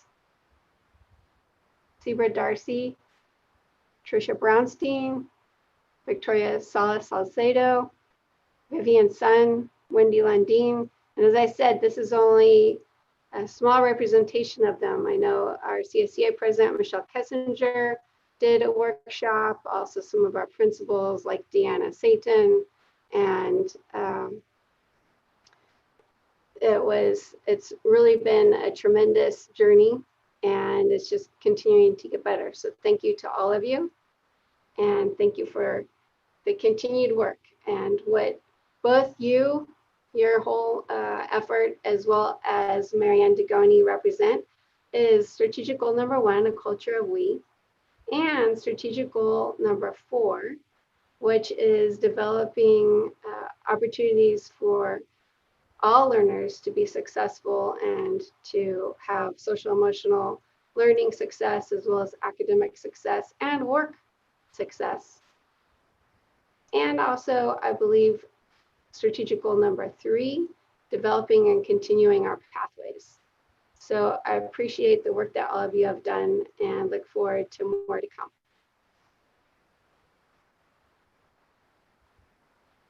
I just want to say hello, I'm here. Hi, Quinn. I didn't see you on the list. Thank you. Is there anybody else I missed? Leslie Yamataki. Hi, Leslie. Hi. Did I catch everyone else? Okay. Well, thank you. Thank you all. And then on to the next part of my superintendent's report. I want to give an update on phasing in MUSD, Educate Everywhere 2021. And we began our work 6 months ago. In June, we gathered 260 people together and they worked through the summer. And the beginning of August, we described the different phases that we would move forward in bringing on 2021. And you might recall that phase 1 would be everybody in distance learning up through October. And then the state and Santa Clara County on September 8th, with its advisory, opened up for the possibility of small cohorts to provide learning pods and also support to those students with exceptional needs or who are struggling or who need Wi-Fi, whatever the case may be. And so last week we began with a small number of our high school students who have exceptional needs, bringing them in person. We also this week have launched learning pods for elementary students whose parents are essential workers. And at Rose Elementary School and Randall Elementary School, we've partnered with the YMCA to provide support in person to students there who are struggling for a variety of reasons. And in addition, next week on Monday, with the support of Mike Mooney at San Jose City College and Carissa Scott, our coordinator for dual enrollment and pathways, we are providing a learning lab to middle and high school students who are having trouble engaging for reasons such as needing to have a quiet place to study and also steady Wi-Fi. And in addition, we are working with our city and with some small businesses to provide additional capacity in learning pods and childcare. And today marks the 14th day that Santa Clara County has been in the red tier status. And tomorrow the county will announce that schools in Santa Clara will be able to begin phasing in for in-person instruction. And I want to make sure that everybody is quite aware that as we phase in, safety is our primary concern for all of our team members. And we still have a number of team members with vulnerabilities, and we need to make sure that they all stay healthy. So there are a couple of things that need to take place before we phase further beyond the struggling student support. And that is that we ensure that we have testing in place. And so September 16th, the Public Health Department passed an ordinance that for all essential workers, and spelling out specifically those who work in schools, that their provider needs to make sure that they give a test for COVID, even if there are no contact possibilities or symptoms, because we need to do what's called surveillance testing and ensure that all of our members have been tested every month. So we're going to institute, beginning in October, monthly testing. We are also going to initiate a Healthy MUSD campaign, and also in October, all team members will be able to come for a flu shot, either to the high school, Milpitas High School, or to the district office. And we are also looking to develop a partnership with one of our local medical providers in our efforts for ensuring that we have testing available. And I want to point out another piece, because we've talked about the waiver that we applied for elementary school. And today in my county meeting with superintendents, I learned that because the county is able now to move towards instruction in person, that the waiver process has stopped. So I don't believe that our waiver will have final, although I did ask, can you please just close the circle on our efforts and let us know that it's been approved? So we'll wait and see what happens there. The other thing I want to point out is that in working with these small groups, it allows us to see how in the implementation of all of the wonderful safety planning that we have, where things need to be revised, and also what to do if something isn't quite working, so that we can make sure all of our team members feel that they can implement the procedures with efficacy. And as we're able to make sure that we move through all that, we'll be able to come closer to having students come on board for in-person instruction. But until we're really clear about the safety, and in conjunction with our associations, we won't be moving into phase 3, which is what we talked about in August with the hybrid models for elementary. There is something very critical that parents can help with, and that is parents and caregivers, please have your children practice wearing facial coverings for extended periods of time, because when they do come on campus, they will be required to wear facial coverings. And also, please have them practice washing hands frequently and for 20 seconds at a time. It's also important for students to experience and practice what it feels like and what it looks like to be 6 feet apart from people in order to maintain the social distancing. And in doing this, this is how we stay healthy together and how we can move into phase 3 of MUSD Educate Everywhere 2021. And I want to thank the efforts of all involved, particularly our MOT staff and staff that is at the sites, and making sure all of our safety labels and processes are ready to go. And a special shout out to Juliana and Jerry Lopez for getting our learning pods up and going, and Carissa and Mike, I mentioned already about our learning labs. Thank you. And also to Mary Jude and our other special ed staff who's working on our students of exceptional needs. Vice President Norwood. You had mentioned reminding our parents to have their children practice wearing masks and washing their hands.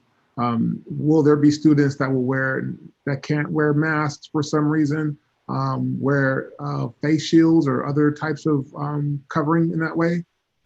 Yes, there are some students and even some adults who are not able to wear facial coverings for medical reasons or learning reasons, whatever that might be.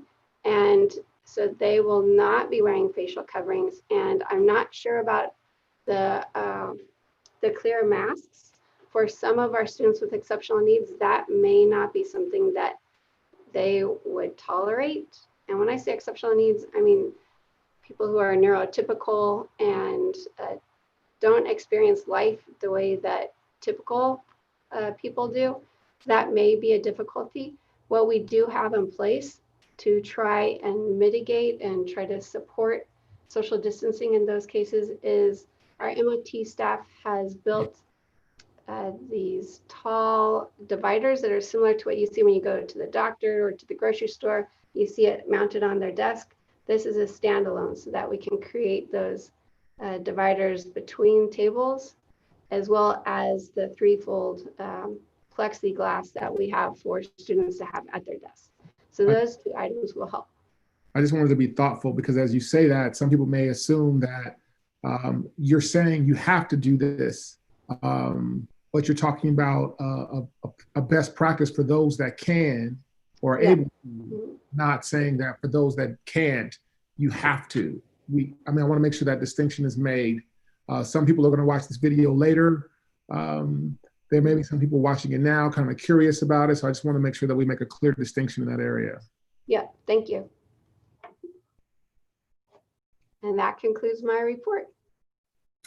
And moving on to the next one, Superintendent's Executive Cabinet's report. It is also you, Superintendent Jordan. I would like to begin tonight with Chanta, who is on board with Rose and our Rose principal, Ms. Nancy Pass, and they are going to provide our school report. Actually, I have a whole team of people. So give me 1 second. So, let's see. So thank you for having Rose here. I have our 6th grade team, which is Ashley Grilly and Sibra Dacey are 2 of our 6th grade teachers, as well as a parent who is also a para-educator at our school also, and her son. Chantabori Kuhn is one of our parents, and then Henry Wyatt is her son, who will also be speaking. And one of the things that we have done at Rose this year, actually all through the district, and this came from the task force, in the task force recommendation over the summer, that the whole district switched to semester system instead of trimester system. One of the things was looking at the parent conferences that we normally held at elementary schools in November at the end of the trimester, and the teacher reviews the report card with the parent and goes over the report card. Well, with moving to a semester system, having a November report card conference didn't make sense. So the task force recommendation was that we move conferences up much earlier in the year and make them a goal setting conference. And our 6th grade team is extremely eager, and officially the goal setting conference week for all of elementary is next week, but they didn't want to wait. So they jumped in, and they're going to talk about the experience of switching to a goal setting conference from the teacher's perspective, the parent's perspective, and the school's and the student perspective. And just to give some context, one of the things that's been a practice at Rose for many years now is that in the spring, all of our students, TK, transitional kindergarten, all the way through 6th grade, do student-led conferences for our spring conferences. And our 5th and 6th grade students do student-led conferences at both conferences. So our 6th grade team did student-led goal-setting conferences that they'll be talking about. So I'm going to hand it over to Ashley and Sibra, who are going to talk about that experience, and then we'll have Chantabori and Henry talk after that. Thank you, Nancy. Oh, Ashley started too. I'm Sibra Dacey. And would it be okay if I share my screen while Ashley talks? Awesome. So as Nancy just mentioned, for the past, I'd say 5 or 6 years, we've actually done student-led conferences in the fall in 5th and 6th grade at Rose Elementary. So having the student as part of the conference with the parent wasn't something new for us, but what was new was having the parent there to set goals. Normally we would do conferencing with the student one-on-one and set a goal at the beginning of the school year. And then come November, the parent would find out about that goal and the progress toward that goal. But it was really nice this year being able to set that early in the year. It was also really wonderful to be able to meet the parents face-to-face at the beginning of the school year. I think especially because a lot of parents have concerns about distance learning and questions. So it was really nice to be able to do that outside of like a back to school night. So kind of our format is that we started by showing the student and parent some data. So iReady diagnostic scores from the beginning of the year, just to kind of see academically where the student was and have a discussion about that. And then after that, the student kind of took over and showed their parent kind of all of the main apps and websites that we're using to manage learning this year. So the primary thing was Google Classroom, which is where all of our assignments for 6th grade go. And I know throughout the district, that's one of the primary platforms. So they had to show their parents, how do they submit assignments? Where do they see their due dates? How do they know if something's late? And I think that was helpful for a lot of parents who weren't necessarily getting maybe those updates yet, those weekly updates. They had to show their parents their Google Calendar because we had sent them invites for all of their Zoom sessions throughout the day and the week. And so they showed parents how they managed that and how they got to their Zoom links through their calendar. They showed their parent their Gmail and Google Chat so that the parent was familiar with all of the different apps that the student would use throughout the day. And then the last part, which was kind of the best and most important part, was the goal setting piece. And what was really nice about that, again, is having the parent part of that conversation. So, we made sure that we had the current and best contact information for the parents so we could connect them on Google Classroom if they weren't already receiving those weekly updates. And then we talked about, what is an area that you want to work on. We asked the student, we asked the parent for their perspective. And sometimes it was something as simple as, the parent might say that they were an essential worker and they had to leave for work at 1 p.m. And so their child was having trouble remembering that they had class after lunch and having some trouble getting onto Zoom. So the goal might be as simple as, my student is going to attend all their classes and have 100% attendance and be able to independently get on Zoom for all of their class sessions.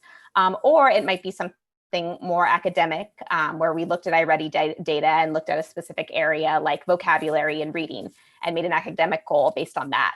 And I actually taught 5th grade last year, so I know the students really well. And in 5th grade, we worked a lot on SMART goals and making sure the goals were measurable. So we always made sure there was some way come January when they did receive the report card that they could see the progress on that goal and be able to measure it. So using, again, iReady scores or reading counts points or something or percentage of classroom assignments turned in to be able to measure that goal. And then we talked about why it's important. We talked about what the teachers could do to support. And so we have, those of you who know Mrs. Dacey, she's a spreadsheet master, and that's what I'm trying to say. And she has made this beautiful spreadsheet of all the students' goals and what us teachers are going to do to support them and their progress on the goals. And then they got to ask their parent too. So maybe it was setting a timer every day so they would read for their 30 minutes. Or again, reminding them to get onto their Zoom sessions, their classes, or maybe it was looking at their Google Classroom once a week to remind them about assignments they need to turn in. So it was really nice having that conversation with the parent there. Yeah, and one thing that we noticed that we really liked, actually there was a lot of things we noticed we really liked about these. Back to school night was a lot less pressure to connect one-on-one with parents, especially in the virtual setting, because we told them at back to school night that just in a couple of weeks, we're going to be meeting with all of you and with your child. And back to school night was really able to be an info session of how this year is going to work for the whole grade. And then all of those elementary, we get a lot of conversations at back to school night about the specific student. And then we get a line of people lining up to meet us. And so this was a really great opportunity for us to kind of have back to school night focused on the whole grade. And then here is where we focused on the individual students. And then another thing that we really liked was that as the student was making the goal, they got to communicate directly with the teacher as well as with their parents of what they truly need to be supported in that goal. So I had some students who said they were able to tell their parents, you can support me by making sure that when I do my independent reading, I have a quiet place where my little siblings are not going to be climbing all over my lap. And the parent got to hear that from their child, but it was very low pressure and it was prompted by the teacher. So it wasn't coming out of nowhere. And the students felt very confident talking to both the teacher and the student about what they really needed to be supported. And so we had students telling us, I need more iReady lessons, or I prefer Khan Academy. Can you give me a goal on Khan Academy? Or can you put some books in the office for me to look through because I don't have that many books at home and I really have a independent reading goal. And so we had just some really great conversations that we don't typically get to have because goal setting is not typically the parent and the student and the teacher all working together in real time. So turns out it was really, really valuable for us to have these so early in the year and to have all three parts of this puzzle together to make these goals. And so I'm going to introduce, we like to call her Coach Chance on campus, as well as a rock star student. I'm going to stop sharing, Henry Wyatt, and they're just going to share very quickly about their experience with this new type of conference. So take it away. Hello, everyone. Coach Chance, Ms. Wyatt, and this is my son, Henry Wyatt. So we got to conduct the conference with the wonderful Miss Stacy, and also, you know, our great team at Rose. And I really, really appreciate having it this early. Again, getting to know what the student's goal is and getting a heads up, then we can move forward and go from there. And again, like you said, you know, having the relationship between teacher, student together as one, we think they need what we think they need, but when we communicate this way, we find out so much more, not so much pressure, but yes, it worked out really, really great. And your SMART goals, your format, everything you guys do, teachers, I respect you guys so much. And thank you for what you do. And I just hope that from a parent's perspective that we are doing the best that we can. And I guess communication is key. And the conference definitely took off a lot of weight off of my shoulders. Yes. Henry, would you like to tell us a quick word about what you thought about them? I really liked the conferences because I got to communicate with my teacher, and we got to have the meetings or conferences earlier than we usually do during the year, so that was pretty cool. So as I said, our 6th grade team jumped ahead. They created their own form. There's a form that the elementary team created which basically does exactly the same thing there does about what are the goals, what we can do at home and at school to support the student, and how do we build that relationship to make sure that, especially in our current world where kids are working at home, how do we best support them and navigate it? Because we are even more partners than we were before when kids came to school all day and were just did homework at home. Now we really need to be a team. And the goal setting conference was a great opportunity. And next week, everybody else in elementary will get to start doing those.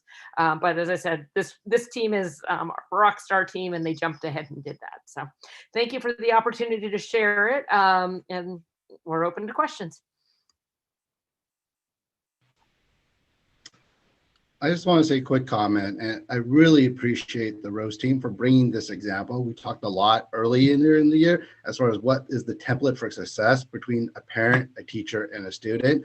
And I appreciate you bringing this real life example to us so that we can see how successful this can be. Yeah, I think it's a really good model. And I think in some ways, it's going to change how we look even moving forward. Our leadership team talked about the possibility of wanting to do this, even if like going back, that we would want our conferences to be earlier so we can have it be a relationship building and goal setting instead of just a teacher telling parent how the child did. Yeah, it sounds like it would definitely be more akin to developing that partnership that, or I should say, furthering the partnership that we are developing now with all of our parents. That actually reminds me of one more thing, if I could say one more thing, is that this gave us a very unique opportunity to get a picture into what the student's circumstance is early in the year instead of when we're giving report cards, so that we can keep things in mind like both parents are essential workers and you have a junior high and elementary student home alone during school. And that might be why they're getting online late to their Zoom meetings, or knowing that, you know, there's a baby coming into the screen and, you know, wanting somebody to hold them. And that might be why the parent can't help them with the Zoom meeting. And so getting that really early was actually, it was relationship building, and it was eye-opening in the sense that we think we know based on what the students tell us, but really having the parent and student there with you at the beginning of the year, I'm so much more prepared to support my students in the circumstance they're in currently. That's awesome. I was going to ask Principal Pass, did she see this becoming a future practice? But I think that question got answered. Yeah. At what grade levels do you feel that this practice would be most effective? Well, I think the goal setting is effective at moving the conference up early to build that relationship is effective at all grade levels. And I think we'll see that as we go through it with our primary grades also. What we found with the student-led conferences at Rose is in the fall, our 5th and 6th grade teachers really appreciate having the students. Those kids are ready to do the student-led and be part of it. But in the spring is when our primary students. And so Miss Lundeen, our TK teacher, is on the screen also because she was here for the for another presentation and for summer school. But in the spring, our TK students are able to do the student-led conferences also. So it's just kind of a timing of that in the year. Thank you. I have a quick question. This is Leslie Amataka from Spangler. How long were your time slots for each family conference? Oh, go ahead. Like 20 minutes? Yeah, they were 20 minutes. A little bit more consideration for whoever had the next session, but we us parents really have a lot of questions to ask. But it was a good amount of time. Yeah, we had some go shorter, some go longer. We did give ourselves a 10-minute buffer in between any conferences just in case, especially because there were some tech issues. You know, this computer wasn't working, so we started late. But 20 minutes seemed a sufficient average to have time for even questions at the end that parents had for us. Perfect. Thank you very much.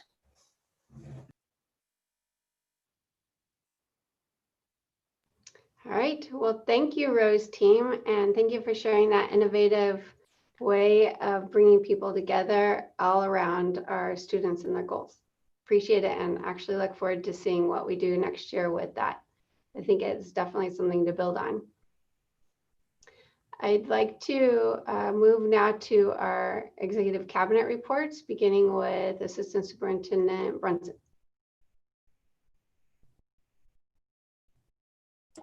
You always save me for last, so nice curveball. Good evening, trustees, community of Milpitas, staff, and our families. We are looking forward to continue our work with both of our associations as we move on with our discussions to re-engage in-person instruction. And like Cheryl said, being mindful of our safety protocols have to be in the forefront of everything we do. I was also an active participant this last week with our cultural sustainability program, and it was great for us to examine our own implicit bias or unintended biases, and that we are reminded that we need to be upstanders in everything that we do. So if you see something, you say something. And then lastly, that we're here to support our learners so they can see themselves in their instruction. So we have great work to do, and this committee is active and I'm going to be on it. And then lastly, I'm very grateful for our Key Club and our president, Christine Din. We just sent out an email that our Key Clubbers are willing to tutor our students across the district at all grade levels. And this is great for our social emotional learning so that the students stay connected in a both giving and receiving manner. So Key Club is sponsored by our local Kiwanis, which I'm a member, and I know Cheryl is, and Diane is here tonight, and some of our community members. So that's it for my report, quick and short. Assistant Superintendent Zhang. Okay, thank you, Cheryl. I have 4 reports for tonight. The first is from our facility department. This past Wednesday, we had our first bond oversight committee meeting for this school year. And in this meeting, normally the staff will share with the committee members the project status, and as well as the budget of our Measure AA bond program. The second report is from our business services accounting department. This week, our district external auditors started to audit virtually our financial statements, and as well as the bond program. And they're expecting to conclude their audit report for the 1920 school year in December, and then they will present the audit report in January to the board. The third report is from the California Department of Education. Some of you probably heard that this past Friday, the CDE released a template. It's called a budget review for parents.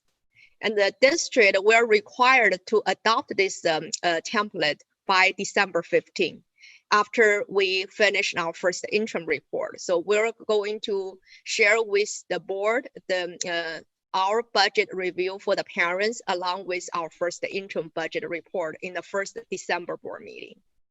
Lastly, starting October 1st, our student nutrition department is going to offer free breakfast and lunch for weekend meals and also holiday meals.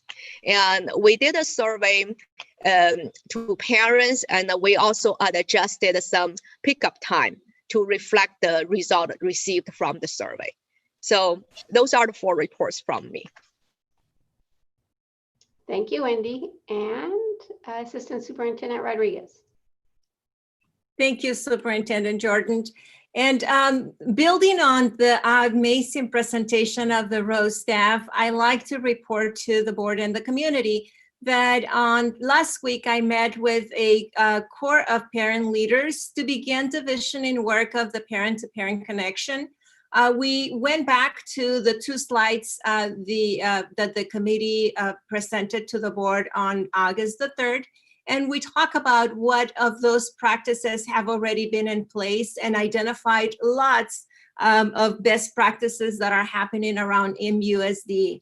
We review the logos that we have been doing some voting, people looking at those C2C, P2P or parent-to-parent connection logos, and they selected their favorite, as well as set the date for the official launch of the parent-to-parent connection. And that is going to be October 1st from 6 to 7 o'clock. So please mark your calendars. We are looking forward to connecting with all of our parents throughout the district.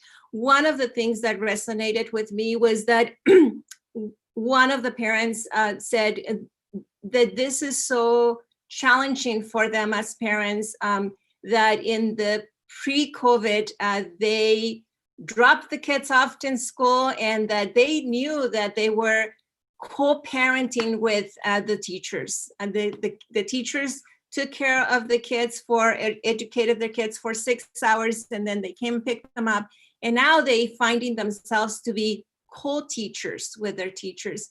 And that there is a lot of guessing game, and that they are looking forward to the goal setting idea because they feel that this will be an opportunity to partner and to remove the guessing game and really truly understand how the teacher, the student, and the parent are going to work in partnership for student success.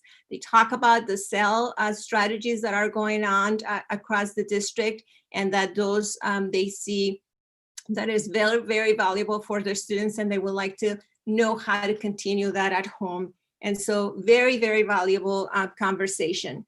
Also, we have Los Padres Unidos, the Latinx parent leaders who have teamed up with Dr. Lopez to feature a parent-to-parent Saturday session on September 26th from 10 to 12. This is going to be in Spanish and for the Latino parents and their struggle, their essential workers, and looking at specific needs that they identified and addressing those. Everyone is invited. And finally, I'd like to report that Parwinder Johal and team have been very, very working hard in terms of today we started, yesterday, Monday, we started the English Language Proficiency Assessment for California, known as the LPAC testing. That has begun, and it's a huge undertaking. We have a total of 6 trained certified testers who are in charge of testing a total of 617 English language learners. All testing is standardized, and it will be virtual. The test takes approximately an hour, and Parwinder and team are providing parent training so that our parents understand the importance of this test, as well as answer any questions that they might have. The testers are setting up meetings, schedule the appointment with the parents, and then following up to ensure that the student is ready to take this test. And that's it for my report. Thank you very much. That concludes our reports. Thank you very much. Min, would you please read out the board group agreements? Sure, President Leanne. Scott, can you put that on the screen? Oh, perfect. Thank you. I'll start with the intro here. The board group agreements are provided for the board's ready reference as a reminder of our conduct as elected officials. Per board bylaw 9001, amended on November 26, 2019, board members and the superintendent agreed to 1, keep learning and achievement for all students as the primary focus. 2, ask questions for our own understanding. 3, be open and honest with each other. 4, no surprises, includes unapproved communications with law enforcement, news media, regional elected officials on behalf of the district and our board. 5, be aware that our behavior in the community reflects on us as a team. 6, communicate proactively with each other about topics, questions, and challenges in open session and in advance of public board meetings in compliance with the Brown Act. 7, participate in professional development and commit the time and energy necessary to be an informed and effective leader. 8, actively support the culture of we in action, deed, and opportunity to serve the students and parents of the Milpitas Unified School District. Thank you, Min. All right, moving on to our board communications. Min, since you're on the screen right here, why don't you start?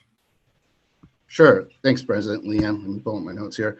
So this past Saturday, I volunteered at the Second Harvest Food Distribution at the Milpitas High School.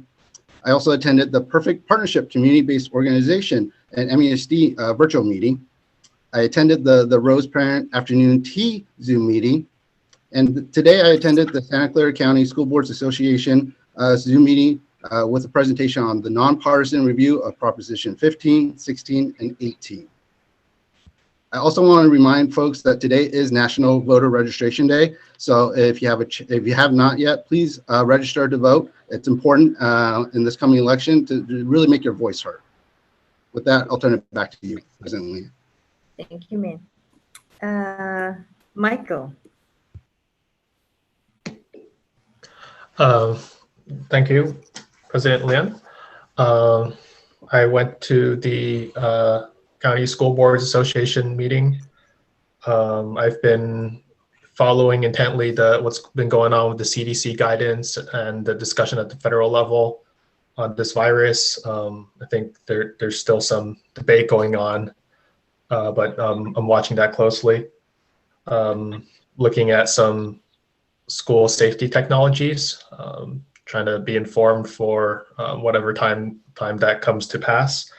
I did see that one former council member in Nashville who was not taking COVID seriously and thought it wasn't really a big deal, ended up dying from it. So again, I do want to remind everyone that the danger is real, and to wear a mask. On September 9th, I attended a Zoom meeting with State Superintendent Tony Thurmond. It was a review of the state's public health guidance. Went to the Metro Ed board meeting and had a meeting of the Sister Counties Commission. Yes, I did want to say that some of the debate going on about safety is some scientists are reassessing the whole 6 feet apart rule, and they found that under some conditions, the droplets can transmit more than 6 feet apart. So I just want to say it's not a sure thing that being 6 feet apart means you're safe. And as we go forward over the coming months or even years, I want to say that the emphasis should really be on safety. Thank you. All right, thank you, board members Mingo and Board Member Michael Tsai.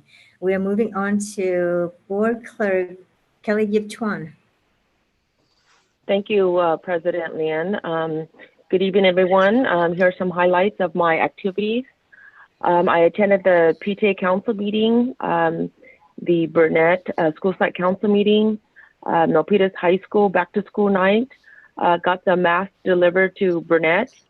I would like to add that if there are any families out there who are still in need of masks, please let me, your child's teacher or principal know. I will personally deliver them to you or to your school. Thank you so much and stay safe.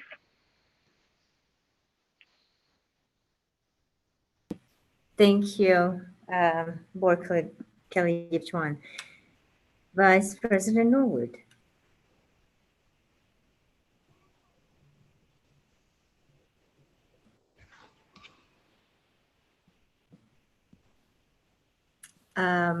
We will start with our student rep, Amy Stanley, and we'll come back to Vice President Norwood. Okay. Good evening, everyone. My name is Amy Stanley, and I'm currently a senior at Milpitas High School, serving this year's school board representative. Some activities that I'm involved with on campus include the American Red Cross, STEM Girls, as well as Model United Nations. To share a little bit about my experience with virtual learning, I personally never expected to have my senior year happen virtually. However, I, along with my peers, have learned to make the best of the situation and find the positive amidst the new virtual learning environment. Moving on to my MHS school report, in the beginning of the school year, our leadership team on campus conducted a survey among all the students in which they were able to interpret the general atmosphere of our student body. And the major takeaway from the survey was that students are understandably concerned about the virtual learning environment, particularly their mental wellness, ability to focus during distance learning, and the effectiveness of their learning. In order to best hear the voices of our student body, we plan to conduct these surveys periodically throughout the school year to best hear their concerns and address their ideas. Another highlight from MHS within the past 5 weeks is the establishment of a mentor-mentee program, which essentially connects freshmen and seniors to help ease the transition to high school and build community. Additionally, from September 7th to September 14th, MHS leadership hosted our annual Clog Rush, which took place virtually through Zoom and giving a platform to our 80+ clubs and organizations on campus to advertise and collect new members. And in fact, this week, students have the opportunity to participate in our virtual Spirit Week titled Perfect Week, because the dates this week match our graduating classes 21, 22, 23, 24. And so students have the opportunity to dress in their class color for a chance to earn class Spirit points. And last but not least, starting next week, MHS will be participating in the Start with Hello Week, which is a national campaign to say hello in their native language, which will ultimately build unity among our diverse student body. And with that, I conclude my MHS school report. Thank you so much. Thank you, Amy. All right, Vice President Norwood. So for future reference, I don't want to follow her anymore. All right. Attended the Santa Clara County Board of Supervisors school reopening meeting today. And although there was the announcement again that schools are able to reopen, the majority of school districts have discussed the phased approach. And I can tell you that where we are in the process is significantly ahead of a number of school districts in the county in terms of what we're doing now and what our plans are. Participated with the Santa Clara County School Board Association Legislative Action Committee meeting, the Citizens Bond Oversight Committee. This past Friday did the city school district meeting with you. Min had mentioned a Perfect Partnership community-based organization event, attended the San Jose City College virtual college fair, presented at Rotary for COVID-19 and mask wearing, Economic Development Trade Commission meeting, and then the MUSD Cultural Sustainability Workshop. Thank you, Vice President Norwood. And you expect that I'll follow that, right? You were at most of the things that you could just say that. That, right. So I did attend CBO, the PTA Council, the American Leadership Forum, the NGSS Elementary 4 to 6, graders, Public Safety and Emergency Preparedness Committee, City and School Joint Weekly Meeting, and good news to Russell. At Rotary meeting, we voted to fund 2 water filling stations for Russell. Scott, would you put on the picture? And we have Light Dream Foundation donate 2,000 face shields. So Superintendent Jordan, if you would assign somebody so that we can pass out some to the community members in Milpitas as well, and keep. If we need 1,000, we keep 1,000. If we need 1,200, we keep 1,200. Also have the community members register so that we can do a drive-through, drive-by, and just pass the face shields. Okay, I'll ask Kelly Ng for the number that we need for staff, and then after she gives me that number, the remaining I'll ask our family liaisons to organize connecting with families via a drop-off. I might also suggest that maybe it be done in conjunction with one of the food distribution times, lunchtime. You coordinate that. Okay. But is as soon as this week, or I can wait until next week. Okay. And that's my report. Thank you, and let's move on to reports. And that's you, Superintendent. No, sorry, Learning and Development. Norma. Thank you, President Tilliam. This summer was like any other, was unlike any other.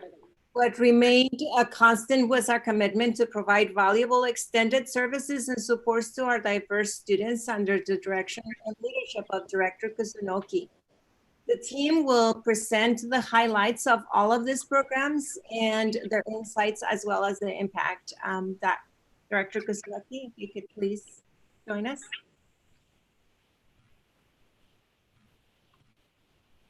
Thank you, Norma.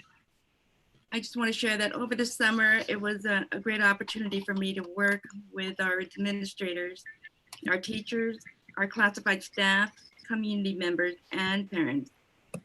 In my dialogue with the parents, I got a chance to hear from them, their fears and their hopes for their children. And in working with them, as well as the team, we got a chance to exchange ideas as we plan for what Summer Bridge this year could look like during school closure. But because we have a dedicated team, like Ms. Rodriguez said, we were able to pull together and in grades K through 12. This summer, there were over 1,400 students who engaged in summer learning. The additional instructional time gave our students the extra time that they needed to develop and strengthen their math, reading, and writing skills.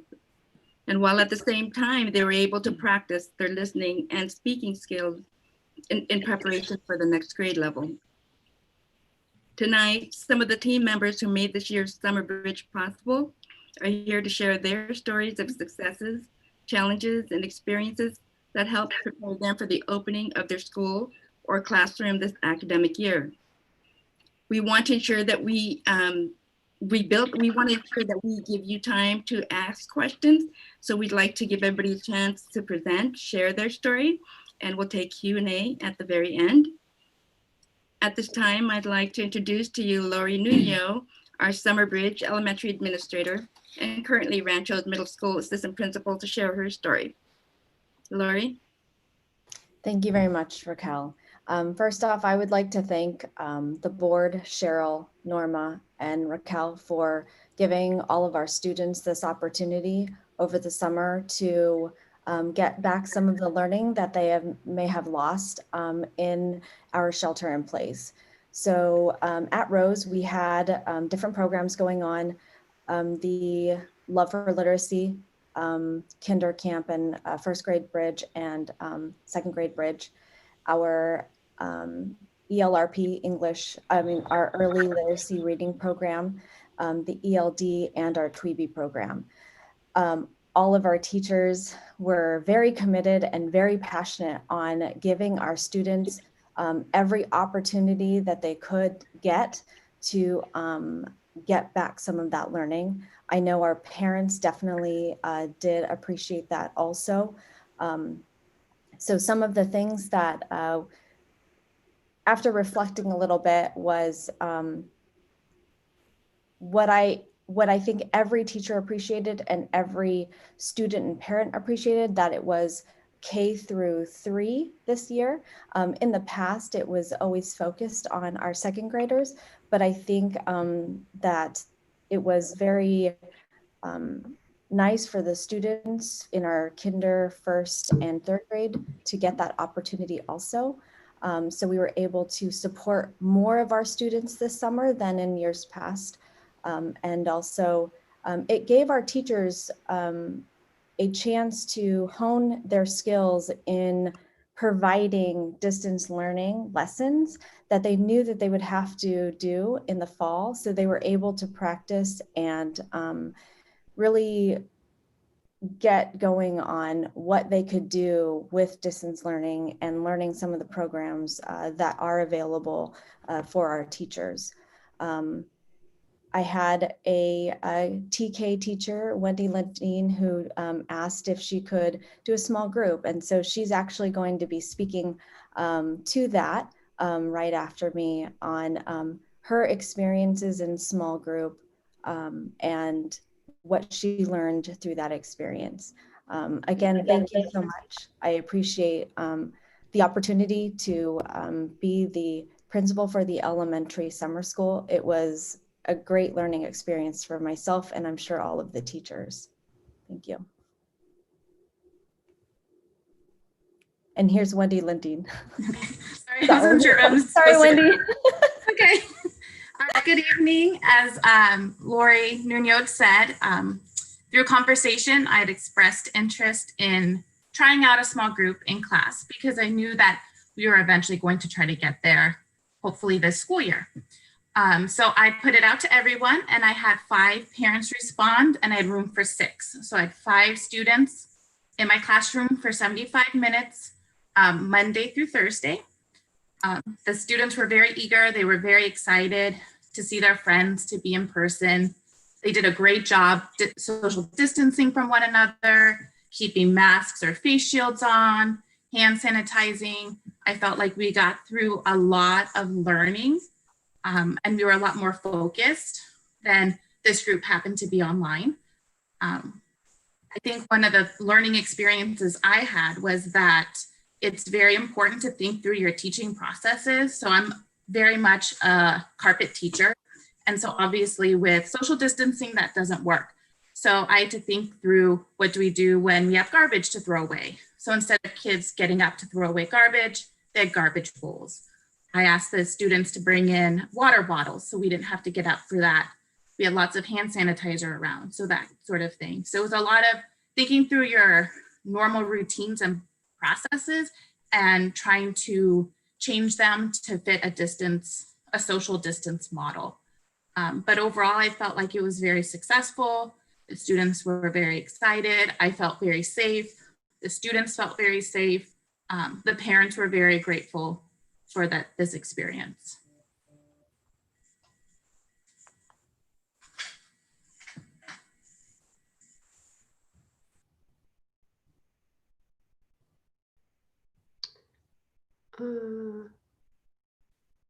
Next is me. So I'm not, I think, Scott, if you're in charge of the slides, if you could pop down to slide number 5, or if we wanted to go a little slower, there are some slides with some information about the elementary level program and a really interesting photo of Miss Lindeen.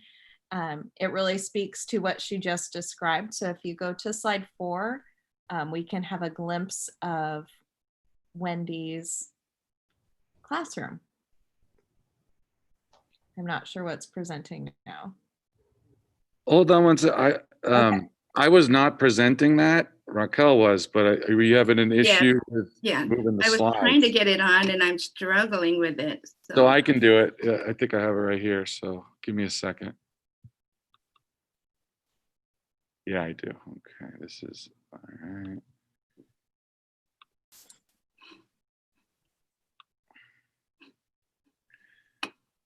Okay.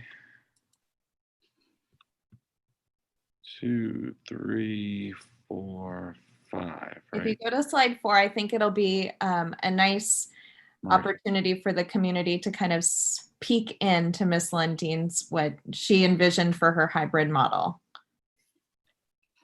I don't know, Wendy, if you wanted to speak more to it. Yeah. So one of my students was absent this day, so that was the middle desk. But what I did was I tried to create materials that could be easily sanitized or washed if needed. So I got the plastic bins for all of the materials, and I would pass out all the materials either the night before or the morning of. So then they were all ready to go. So you have the least amount of movement as possible. I did ask students to not bring backpacks, but I did have one who brought his, so I just had him stick it next to his table. But it was great because even though they were 6 feet apart, the kids were still giving, you know, thumbs up and air high fives to each other, and were very, very encouraging. Thank you. I'm back, as I know that Mr. Norwood has had the experience to hear multiple reports about the high school summer school program that I've presented, but here's another one. So this year took a little spin on things to talk about the high school credit recovery program in terms of the bright spots of the program, because this year has been filled with plenty of not so bright moments. So I wanted to just start off with those highlights. We had 28 summer graduates this year, which is the highest number that I've had the experience to see over the last 4 years.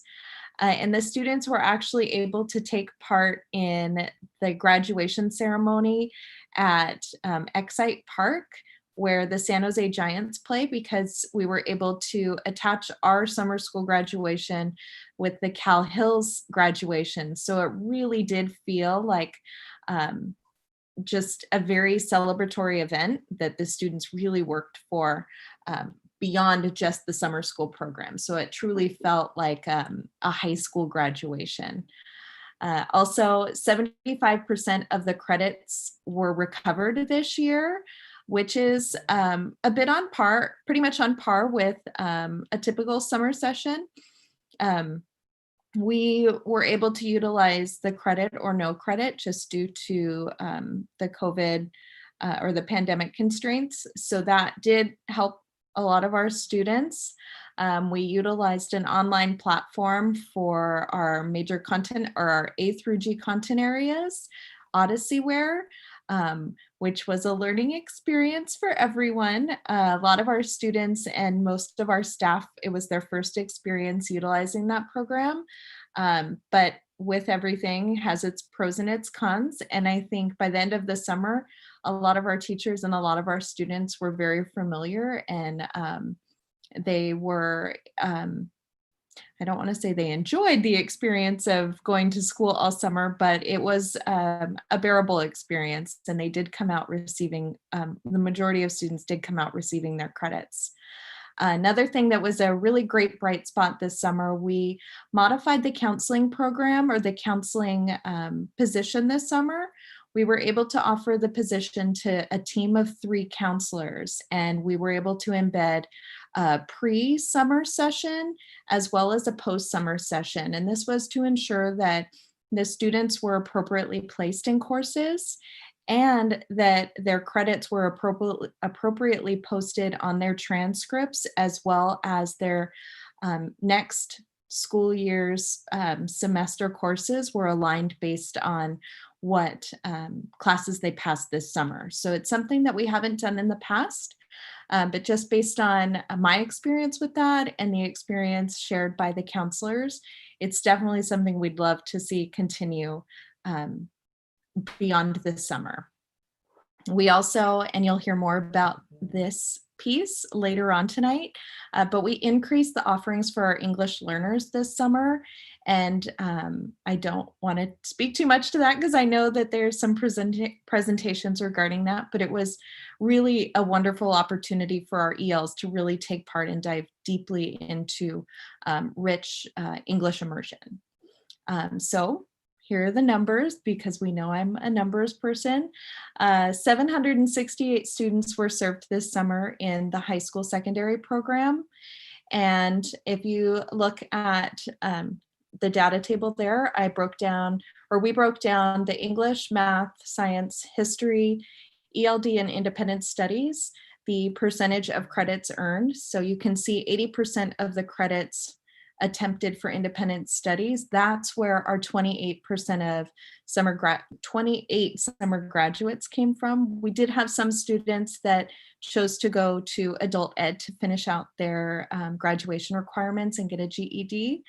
And so it wasn't that we gave up on students or that students gave up on themselves.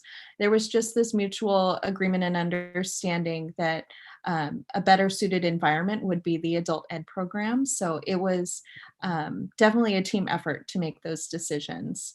And then also you'll notice that the ELD didn't earn a percentage of earned credit. It wasn't that students don't earn those credits. It's ELD isn't a credit recovery program. It's more of an intervention and opportunity to earn elective credits.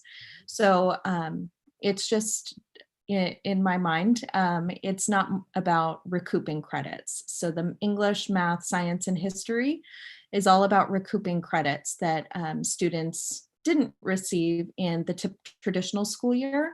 So all of these students received all of these credits just through their hard work this summer. And then just to give a bit of numbers regarding other programs that I oversaw this summer are summer PLP extended learning with the Summit Learning platform. We had 213 students take part in that this year, which is the largest number we've seen the last, well, in its existence. We've had the summer program running for 3 years now. And we had 402 content assessments passed, which is a huge number. And 24 students completed their content areas or their content assessments. They took all of it. So that's something where we had 24 students had the opportunity to experience their full year of curriculum and demonstrate mastery in all of their curriculum for that year. So it was a huge accomplishment for those students, and 402 content assessments passed is a lot of hard work and determination for these students. So it was a fantastic summer, definitely a different experience, but something that you could really tell that it modified student learning to truly meet their needs. We had, using the online platform, Odysseyware, it really allowed students to work at the time that serves their needs best. So they weren't stuck with the constraints of between 8 and 2, you have to be attending school. We did have a lot of students sending emails and trying to get some answers from their teachers at 1, 2 in the morning. But that was when the students determined that it was the best time for them to work.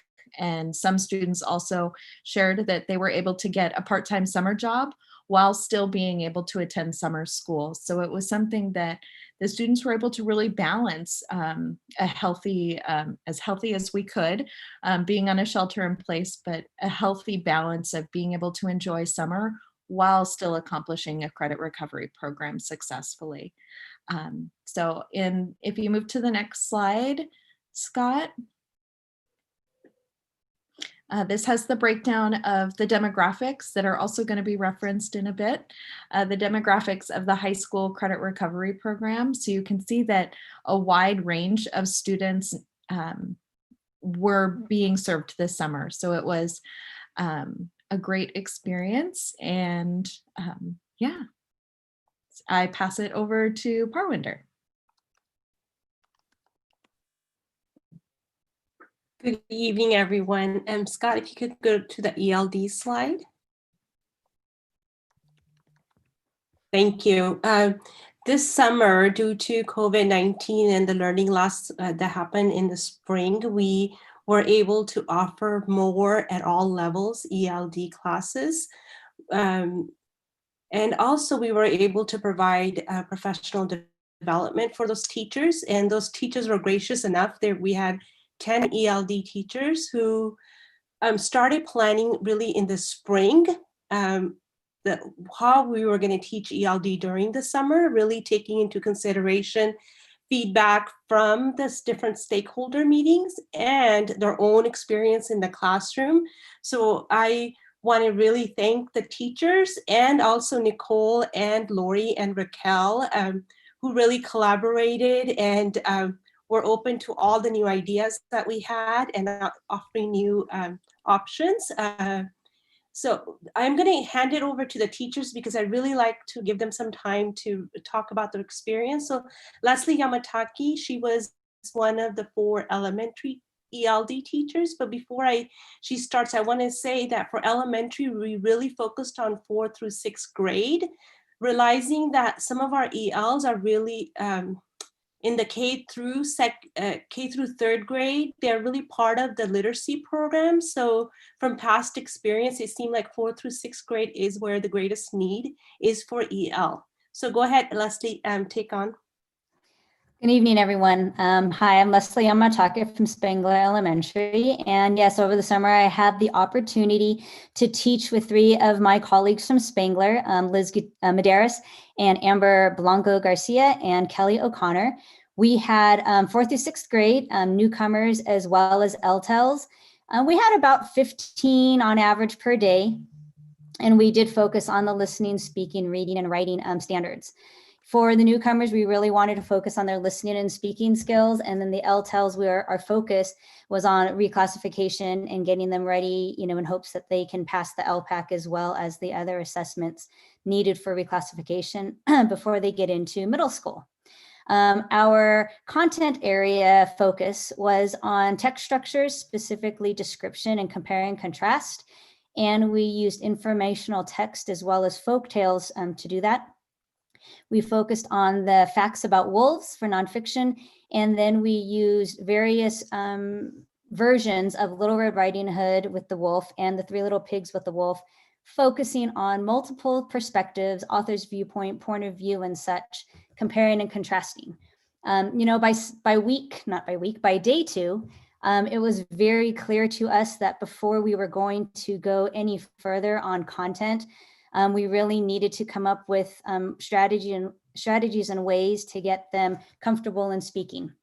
It was a very clear realization that, we have 15 in each class of students who, are probably, the most uncomfortable speaking and interacting, especially behind screen. They're not proficient in English.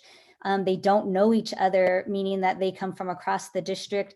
And on top of that, just the grade level themselves, 4th, 5th, and 6th graders going into 7th even, they wanted screens off, they wanted hoods on. And we learned very quickly that if we're going to have any success here, we really needed to first build relationships, get them comfortable with speaking. So we shifted gears for the rest of that week and started using platforms which were new to me because being the age that I am and not tech savvy that I am, it was definitely another learning curve. So we learned how to use Jamboard right away and Pear Deck, and those 2 platforms allowed them to, I shouldn't say the word force, but it really did allow them to have to speak in order to participate, meaning they had to ask another person in their small group, in their breakout session, to please type their answer for them, to type their idea for them. So they had to speak in order to participate. And that really lent itself well to getting them comfortable, you know, and I also, my particular group of kids, I actually even separated them out at first by grade level, by ELD level. I put, you know, typically boys with girls, boys with boys, girls with girls, just to kind of get them familiar, you know, with each other more comfortably. And then over time we intermix them. So we definitely did that the first week. And then after doing some assessments, we then started our differentiated small groups for both guided reading as well as writing. And we did small breakout sessions with them based on their level and need. We utilized Epic and RazKids for our reading platform, as well as Edpuzzle and Flipgrid for auditory processing and oral language. You know, I was asked to share about what worked or what what we gained out of it and how it helped us as teachers and professionals. And I must say that this opportunity really helped us realize the importance of building relationships to gain their participation and comfort level and engagement. Because, you know, in the spring, we already knew our kids. We've had them for 6 months already. They knew each other. And suddenly we have this new group of 15 who don't know each other. We don't know them. And it was very clear that that was crucial in order for them to get, you know, much out of the 5 weeks that we had with them. It also gave us the experience of how to divide and conquer curriculum. So amongst the 4 of us, we each took an area, and then we would post our assignments, and then we would reuse each other's. So instead of, you know, planning for all subject areas, we divided and conquered and reused, post, and adapted. So that collaboration really helped us moving into this fall. What else did we get out of it? Oh, and then of course, you know, it allowed us to build our confidence and be willing to do, you know, an oral language C2C, recognizing that that was so important, and, you know, sharing our experience and ways to get kids to talk and to feel more comfortable with each other. So yeah, it was a great experience. Thank you very much for the opportunity. And with that, I'd like to pass it right forward. I'm passing it on to middle school ELD teacher, Victoria Salcido. Hi, thanks, Leslie. Good evening, everybody. So Leslie said a lot of what we kind of experienced at the middle school too. I'd like to echo just the sentiments of needing to build community. That was very important in the beginning. I worked with another teacher who was out of district who came, and we were able to make 2 cohorts. One was the ELs that were level 3 and 4, along with the LTELs. Those are the ones that I took. And the other teacher took the newcomers so that they could get more specialized support in a smaller setting. For the LTELs and the level 3 and 4 students, it was a rough transition, of course, in the spring to distance learning. And I think a lot of what they missed out on was synchronous time. So I made a point to put a lot of synchronous time. I had synchronous time every single day. I also, sorry for the screaming in the background. My daughter has decided to have now be the playtime in here.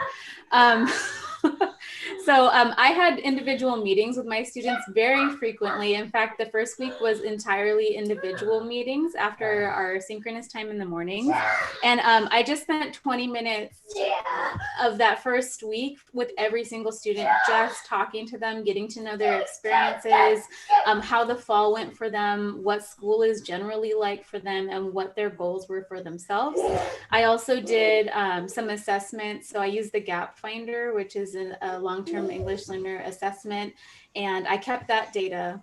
I used that data to form the activities and curriculum focus for each week, and then I designed activities using platforms such as Pear Deck. I used Nearpod, I used Quill, I used all kinds of things. I'm not going to go down the list, but it was also a really great experience just to kind of have a workshop to learn how to do this online for the fall. So I've shared a lot of the knowledge that I gained with my cohorts, with my other teachers at the middle school level. I used a lot of choice boards and giving the students options and providing them opportunities for all of the domains: reading, writing, listening, speaking. in everything that we did, some creative outlets and lots of games because games get kids talking. So we did a whole lot of that. At the end of the 6-week period, I did reassess using the same assessment that I started with, and nearly every student experienced some level of growth, which was really exciting, especially when I saw it line up in those target areas. So that was very rewarding. And even if the students didn't complete the daily assignments, they stuck with me till the end. And I feel like that says a lot about the program and how important having that human connection during the summer really was to a lot of the students. So with that, I'm going to pass it on to Raul Patino. Thank you, Victoria. Good evening, members of the board and participants. I had the opportunity to teach ELD for summer school, but based on what I'm hearing from Victoria and Leslie, so building the relationship was the starting point for me. So I was able to get to know them as well as the families.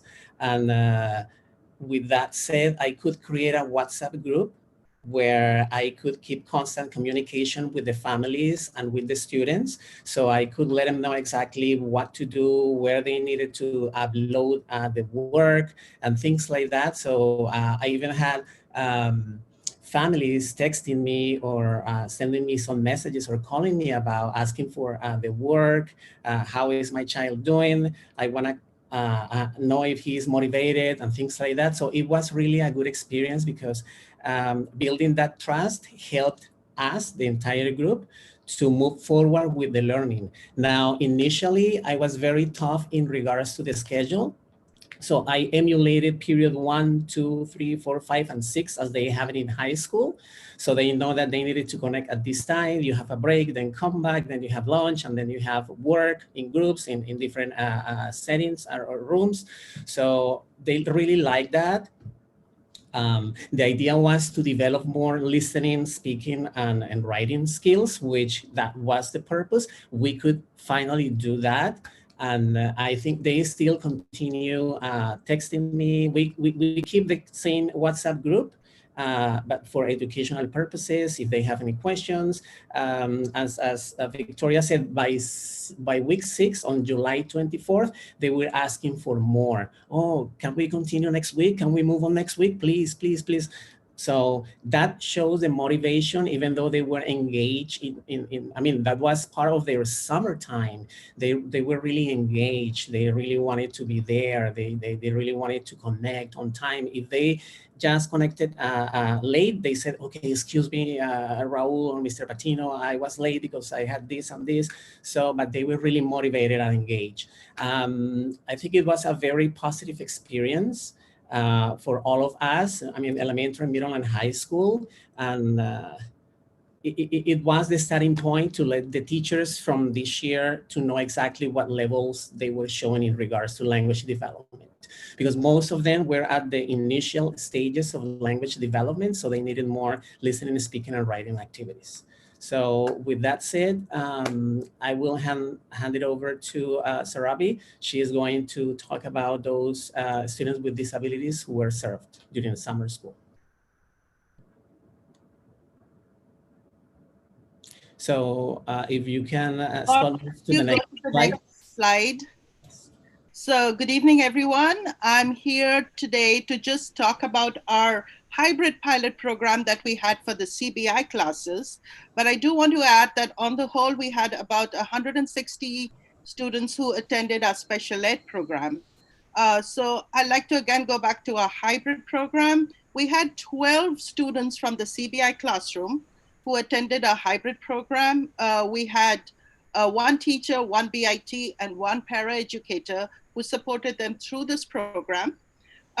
Initially, we started a schedule of 45 minutes of one student coming in one at a time, disinfecting after that student would leave, and then we'd have another one come in. But we could see that the students were really enjoying the program. They were getting a lot out of it. And so before the end of the last week, we were actually able to increase this to 75 minutes with 2 students. And so at the end of it, the students went back really happy, really excited to be back. We were also really happy to have them. One of the pros I would say was they were able to get a lot of instruction based on their IEP goals. We also included a lot of activities on self-adaptive skills. We were able to do some cooking. We were able to do some other self-adaptive skills. I would say the cons for us were constant prompting for them to wear their masks, because a lot of them weren't wearing it. Social distancing was a little difficult at times because we had to manage behaviors often, or the students were in need of more supports, physical supports based on the challenging nature of their disability. So we had to provide some more support to some of the students. I wouldn't say all, but some of them. But on the whole, I would say it was a very good experience, I think, both for us because we were excited to have our kids, and I think they were great. They were happy to come back. So with that, I think I will move to Gary de Guzman, our CBI teacher. Good evening, everybody. Gary de Guzman here. I had the privilege of working with the hybrid CBI program over the summer during ESY. I was actually taking care of the virtual piece of the instruction. And I have to say, like, one of basically the biggest success that I noticed was just the fact that the students genuinely wanted to be there. They stayed engaged, they interacted with each other, they learned, and they had fun doing so. I even had students who would take me up on office hours where, like, it's not really something you'd normally expect, but I mean, sometimes it would be to get help with the work. But then other times it would be, they just wanted to pop in and say hi and check in. And I think that kind of shows that how important it is to be able to establish those relationships and that trust with not just the students, but the families as well. And I think in doing that, I was able to get a better idea of the different challenges that each of the families was having, and getting an idea of what we could do to help support them in those challenges.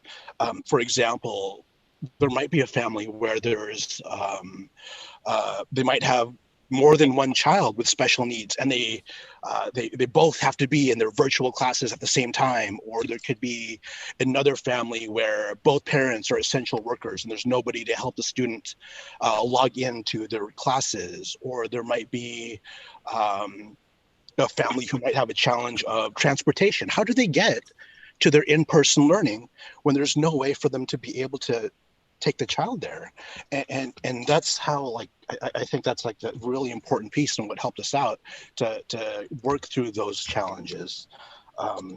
Just like relationships, establishing relationships, gaining that trust, the ability for the students to open up, and eventually just have the confidence to get the most that they can out of the classes. And I think that's something that we would definitely should take it with us as we go into the fall with the hybrid learning as well. At this time, I have one last person who wants to just share a little something and how he supported the success of hybrid classes. You want to Good evening, everybody. My report's an hour long, so bear with me. No, I'm just kidding. So I'm Marcos. I'm the morning custodian here at the district office, and I'm also a Cal Hills graduate and Go Mustangs. And so over the summer, we had a summer program which was run by Christina Ravo. And as custodians, me and my partner, we prepared by shampooing the carpet, disinfecting surfaces, and setting up the classrooms to meet COVID requirements. We made sure the sessions had supplies such as face coverings, masks, gloves. The classrooms also had a hand sanitizer and disinfecting spray. The students, I thought the program ran well. The students had hands-on kitchen experience in our staff lounge. The program was timed well to give me access to disinfectant between sessions. I would disinfect multiple areas in a day, such as counters, doorknobs, handles, light switches, phones, restrooms, and kitchen surfaces, keyboards, tables, chairs, remote controls, and classroom materials while staff waited outside for their next session to arrive. there were no sessions on Fridays, but Christina will work outside and for parents to come pick up materials for their kids. Overall, I felt Christina did an excellent job. The program ran smoothly. All safety measures were met, and for the time we had and not knowing what to expect, you know, we did an excellent job, and it was a great experience. And just want to make a quick shout out to all the custodians in our district. Keep doing what you're doing, and you know, great job. Thank you. Thank you, and thank you for your time. Thank you. Okay, and that's the end of that. If you have any questions for our team, we're still here. All right. Any questions, members?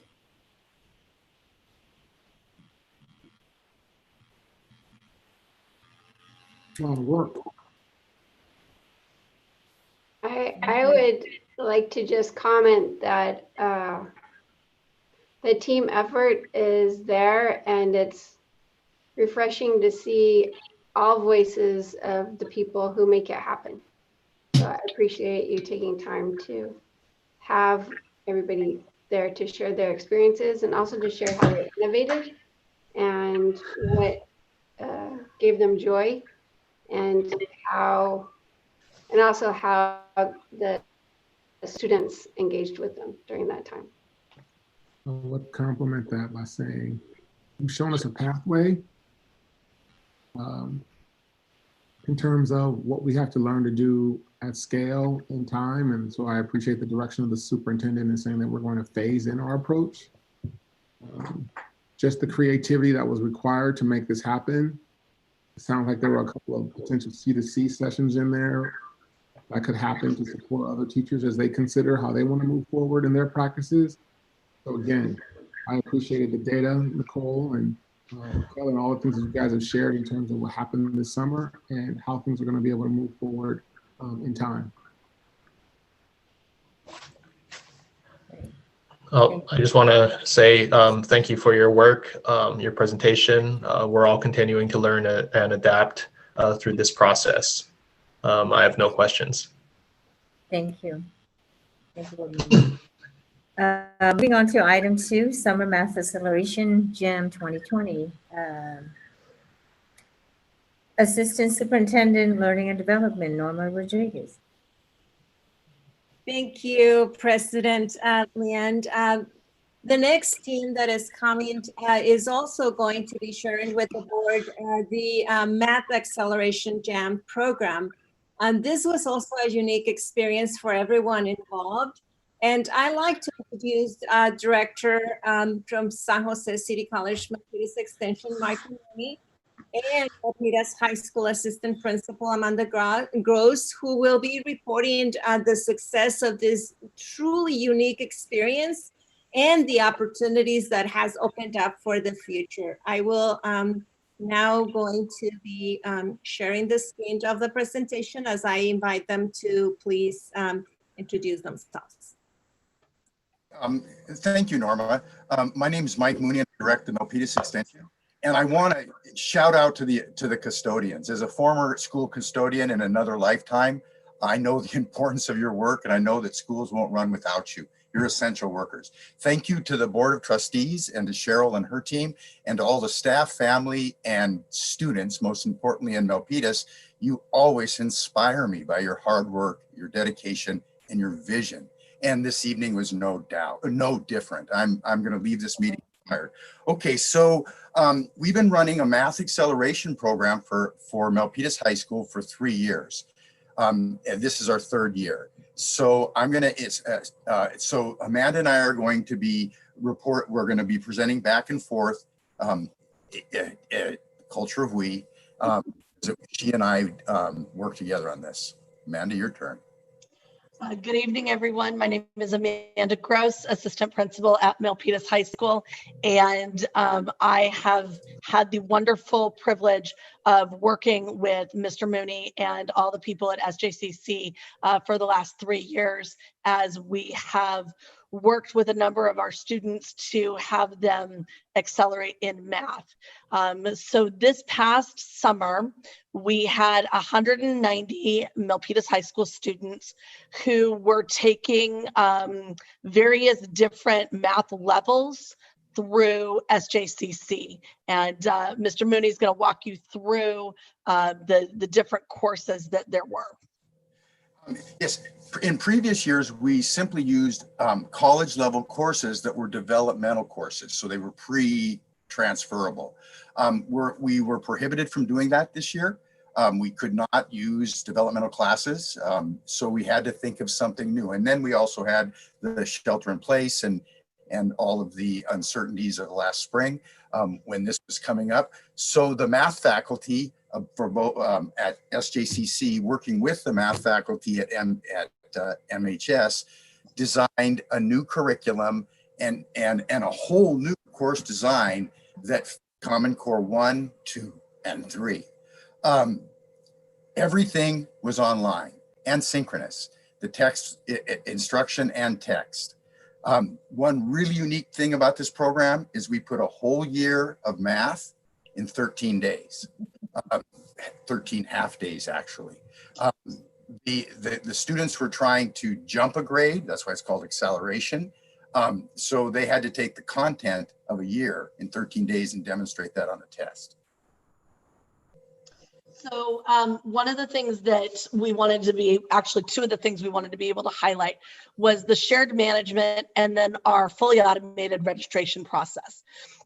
So between MUSD and SJCC, there were at least probably 6 of us, at least in the planning stages. Assistant Superintendent Rodriguez, Mr. Mooney, myself, Mr. Castro, who was putting all the courses together for our students. And so it started as how are we going to do this? Because we haven't been able to do this in years past. I'm sorry. We weren't able to do it the same way we did in years past. So how do we do this? And from many conversations, the new curriculum came up and the new course design came up. Then what happened was the math faculty from SJCC created a document that took their old courses and the skills that were learned in the previous courses. And that was given to the MHS math department chairs and another math teacher who then went through it and did a crosswalk exercise to say, these are the courses that are taught, say in Math 1, don't waste your time on this particular concept because we don't teach it. So it was really this blending of the meeting of the minds, if you will, throughout this document to then get what that curriculum was. Once we then had the curriculum, we needed to get the students in and get them registered. And as someone was saying earlier, that someone is the queen of the spreadsheets at the elementary level, I'm kind of that person at the high school level. And so I had gotten all of the students that wanted to accelerate or skip over a math course and what course they were going to take in summer. And then I shared that document via Google Docs with Mr. Mooney and Mr. Castro. They were then able to take the R40 form, which essentially says, I'm a high school student, but I want to take a college class during summer, and get that in an automated version through DocuSign. And that then was sent out to all of our students, who the students, the parents, and then myself all signed off on it, so that those students then became registered in the classes. And then we did some orientations via Zoom before they could even get into the classes. Now, okay, course design. I've been an educator for about 30, 40 years, and this is the most unique course I've ever seen. And a shout out to all the professors and instructors that built this. But let me break it down for you a little bit. It was entirely in Zoom, so much the same platform we're in here right now. It was led by San Jose City College professors. And then what it was cohorts of 40 students, and then embedded in each class 4 peer tutors. And then so the professor would give content, they would break into their breakout sessions. The peer tutors would work with 10 students each. They'd go back to the professor and they would do this during the whole session. So there was lots of time working directly with students, not just a professor talking. We had to develop our own electronic textbook. Textbooks don't exist like this, so we contracted a publishing house, and then the professors and the publishing house created the textbooks.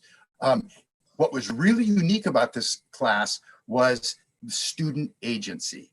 There were no graded homework assignments, no graded tests, no college units. It was all on the students to learn. And then we also offered 24/7 online tutoring through NetTutor. So then you can see the breakdown of how many students versus which classes they were in. So what we had found, if you take this program back 3 years ago, we started just with a class of Math 2. So students who were in Math 1 wanting to go into Math 3. So we started just with a summer class of Math 2. That then grew 2 summers ago to 1 class of Math 1, 2 classes of Math 2, and 2 classes of Math 3. And so we kept that same structure this year. So we had the ability to do 40 students in Math 1, up to 80 students in Math 2 and 80 students in Math 3. So you can see here how many students in each class we were able to service. Also, we had 6 additional Milpitas High School students that took the transferable SJCC summer math courses. So that would have been the Math 21 and 25, which are the pre-calculus courses. Also, we have here at the bottom right-hand corner, this is a picture of one of the teachers who led, Michael, remind me, did Tiberius do Math 1 or Math 2? Math 3. Oh, Math 3. So no, excuse me, Math 2, you're right. So Tiberius Nyankita is a Cal Hills teacher. And when we were looking for one more person to teach a class, somebody said, hey, Tiberius is, this great teacher. He's got a master's degree. Why don't you see if you can use him? Michael snapped him up and he was fantastic. And this is, again, really what we want to look at is a continual blending of using the resources that we have through both MUSD and SJCC. Ready? Nyantika was wonderful. Okay, so here's the results in context. So this shows you all 3 years. First year we had 53, 184 and 191. That extra 1 there was one that slipped through the cracks. Nothing's perfect, but that person succeeded. Here are the success rates, and these are college success rates. So you can see that 94, 95% of the students in the first 2 years got a C or better in the college course. This year, I expected attrition, just naturally. 13 days, the Zoom experience without and total student agency. I figured we'd lose some. We didn't lose 1 student. Not 1 student was dropped out of the program. That we had almost perfect participation. So I'm going to go through the pass rate and then the students who accelerated. So the measure that we use at the end of the summer is called the MDTP. It's the Mathematics Diagnostic Testing Project, and it's out of UCSD. We have used this as a measure for about the last 4 or 5 years, 4 years, I'm sorry, that we have been, we've been having the district math acceleration course, essentially, I guess, if you would call it project. And it really is used as a formative assessment to help support students in their readiness for math courses. So there's a bunch of rubrics that students have to follow, I guess, in order for them to be able to skip a level of math. So one of the things that they have to do is they have to score, if they take a summer class, which this SJCC course was, they have to score a 70 or better on the MDTP test in order to be able to then be recommended for the next level. So when you look at the pass rate, you think, oh goodness, this program not doing so hot, right? But when you look at the number of students from the program who actually did accelerate, it's pretty good. One of the things you have to understand, again, as Michael said, the results are in context. So the accelerated number, we have, if a student does not get recommended because they do not score a 70% or higher, because they took a summer class, they have the ability to essentially challenge the recommendation through a contract. And the contract is very similar to what we give our students for the AP classes. And so that accelerated number is both the students who actually scored 70% on the MDTP and were recommended, and the students who then went into the class based on contract. One of the things that I really would like to say, you know, in a tribute to this program, I want to give just a student anecdote for a moment. We have a 9th grader who came in. She had taken Math 2 as an 8th grader. She took the SJCC Math 3 class the 13 days of the summer. She takes the MDTP pre-calculus test in order to skip over Math 3. She scores an 87% on this test, which is phenomenal. In order to be placed into pre-calculus honors, she needed to score 3 more percentage points for a 90%. Her and her parents emailed back and forth with me and really weighed the decision. Do we do this pre-calculus?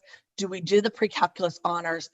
They made the decision to go into pre-calculus honors. She's getting a B+ right now as a 9th grader, which is just outstanding. In fact, what that means is as a 10th grader, she can take the AP Calculus BC class, which is the highest level math class we have at MHS, which then means that her last year or 2 of math, she can then take at a college, which is just rock star for our kids.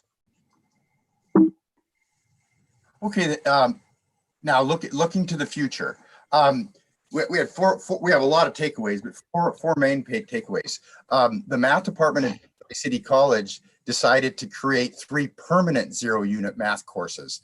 The ones we did to this summer, we borrowed a course shell called Learning Studies and filled it full of math content. But we actually want to create math courses that match with Common Core Math 1, 2, and 3. And those would be 0-unit math courses in partnership with the math faculty. One of the other things that we really want to do now that we've had at least 3 years of... Why would we do 0-unit math courses? The college can't award units for anything that doesn't transfer. But the high school gave credits on the high school transcripts because the high school can actually make that decision to do that. Thank you. Yep. The other thing that we wanted to do was now that we have 3 years of data, we want to do a longitudinal study and really try and do a deep dive with our data. Who's taking the accelerated courses, looking at ethnicity, socioeconomic status, gender. Are we, right now, the kids that are doing the acceleration are self-electing. Who's self-electing? Do we need to, at any point in time, do we need to go out and do any kind of additional recruitment? Are we seeing more boys than girls? What does that look like? Thank you, Amanda. We also want to look at how the students were doing year over year after taking the, participating in this program to see if there were any differences in performance. That would be a very important thing to look at. The most important takeaway to me, though, was the math faculty at San Jose City College wanted to extend this opportunity not just to those motivated students who want to accelerate and challenge themselves, and by still do that, and nothing is taken away from that. That's something that's baked in now, or will be pretty soon.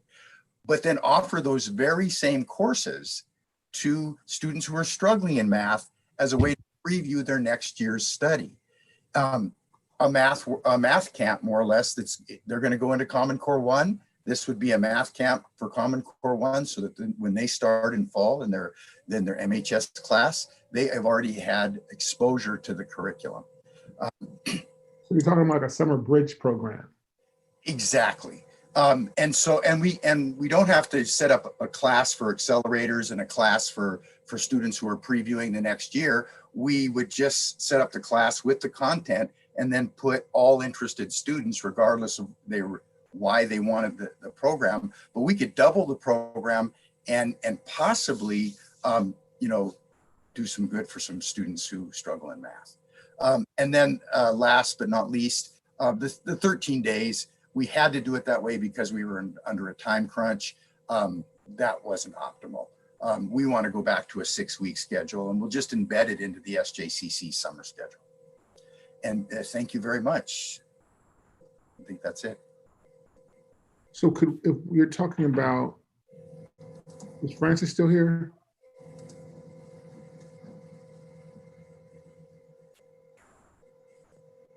I'm still here. So if we have, because we've always dreamt about this transition from our middle schoolers, from middle school to high school, and the summer in between, and preparing them. And we have the 9th grade life management class, and we found that in some instances that life skills management class has, because it's an elective, it's taken away potentially kids from taking another elective like music or something else. Is there a possibility of, so let me back up. What are your thoughts of what you heard, Francis? Well, I actually had it ready in the chat to put out. I'm very proud of the of the work that Michael, SJCC, Amanda, and our math department did this summer. When SJCC came to us with the new restrictions around non-transferable courses not being allowed to be taught the traditional way, the minds had to really come together to say, how do we continue to serve our partnership with SJCC for this purpose?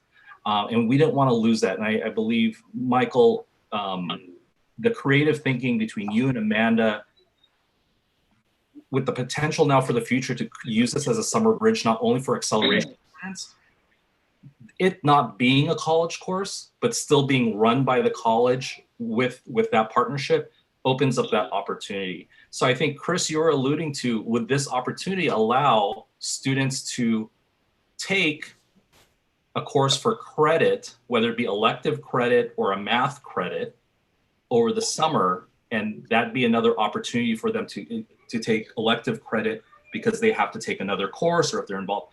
This would be an opportunity for that, because as Amanda said, we are awarding elective credit for taking this course, which it's not concurrent enrollment, but it's as if they were taking an enrichment class and we're providing the credits for them. And that was the model that we went after. So we've almost gone really full circle to 4 years ago when we were trying to figure out, how do we provide an equitable opportunity for all students to take a math enrichment class without having to pay $1,000 to math enrichment? So we've solved it. Francis, you've been here 4 years? This is my 4th year. Yes, I'm not new anymore. Nor am I, Francis. No. I know it's a board meeting, but I'm aging. I'm just thinking about our 8th graders that are trans, because Milpitas High School is just no joke.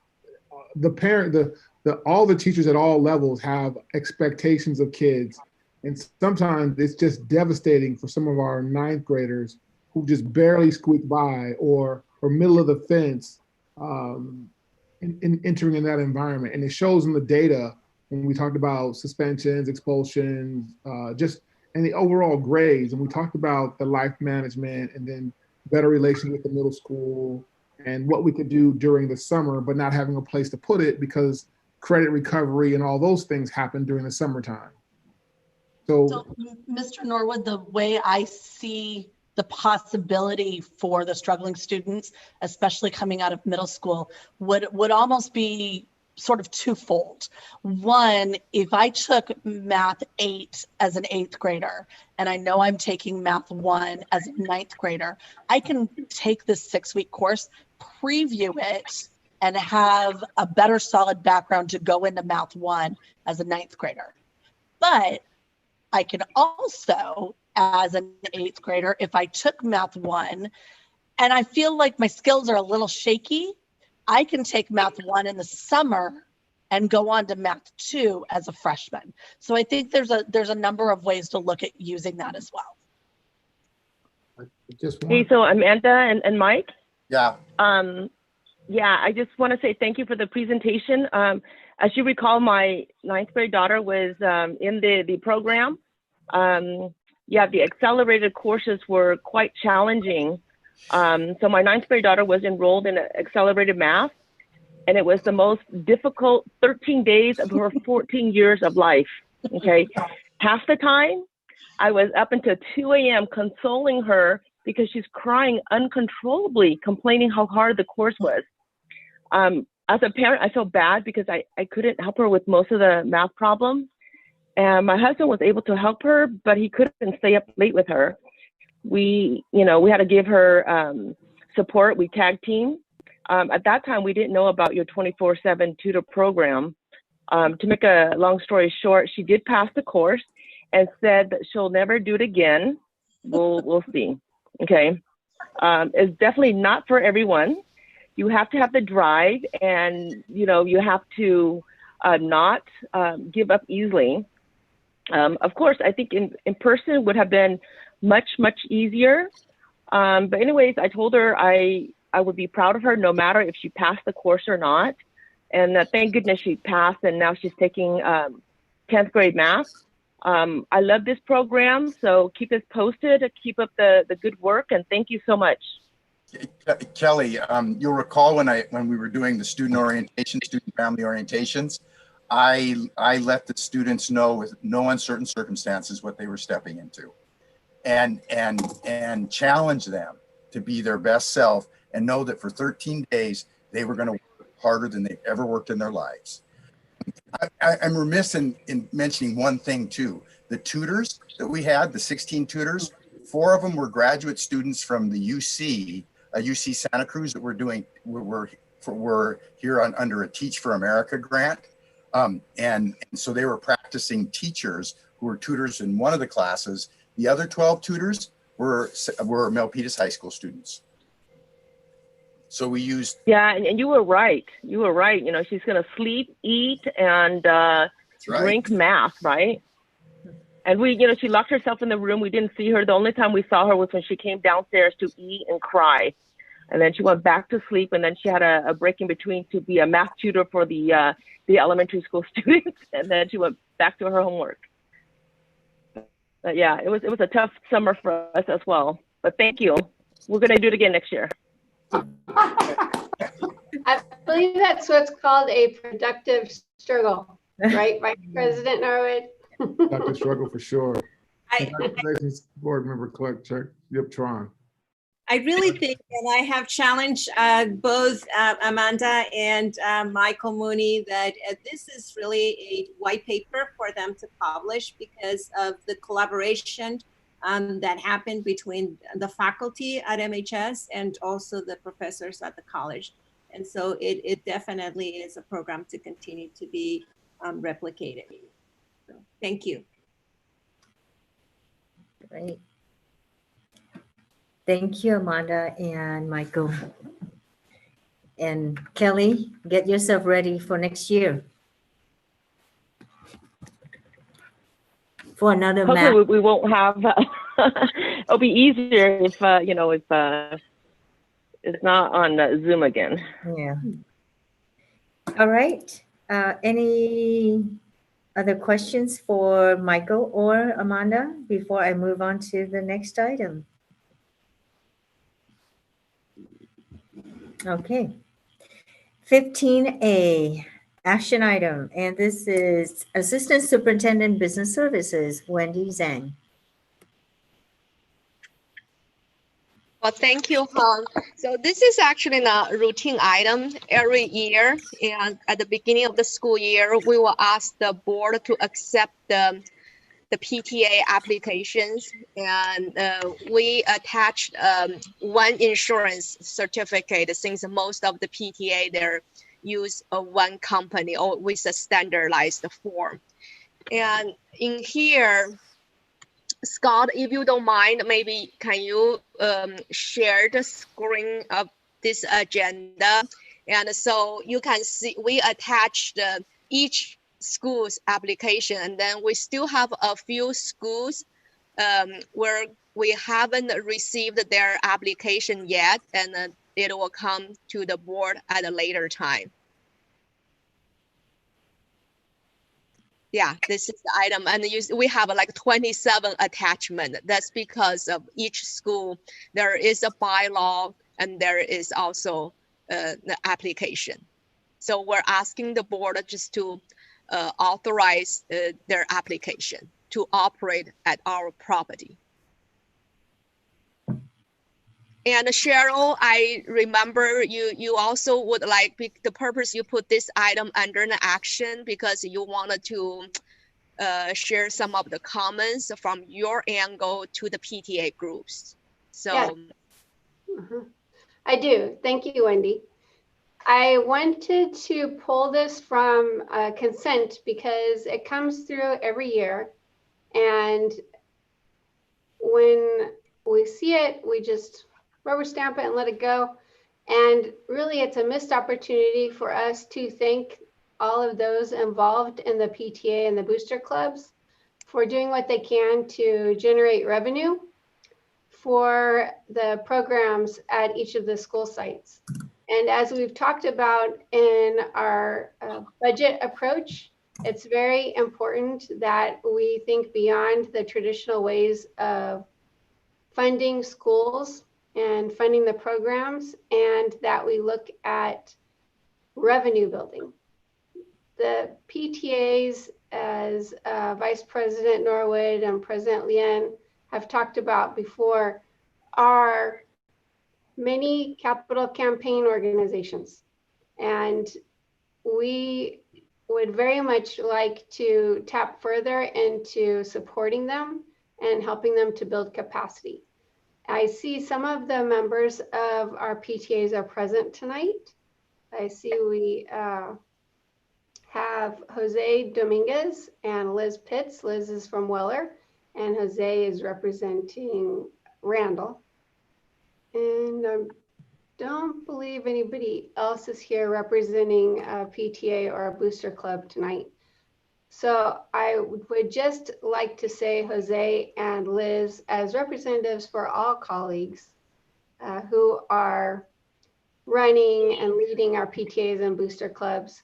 Thank you very much for the extra time and effort that you put into developing those programs so that all of our learners have more than what would otherwise be provided to them.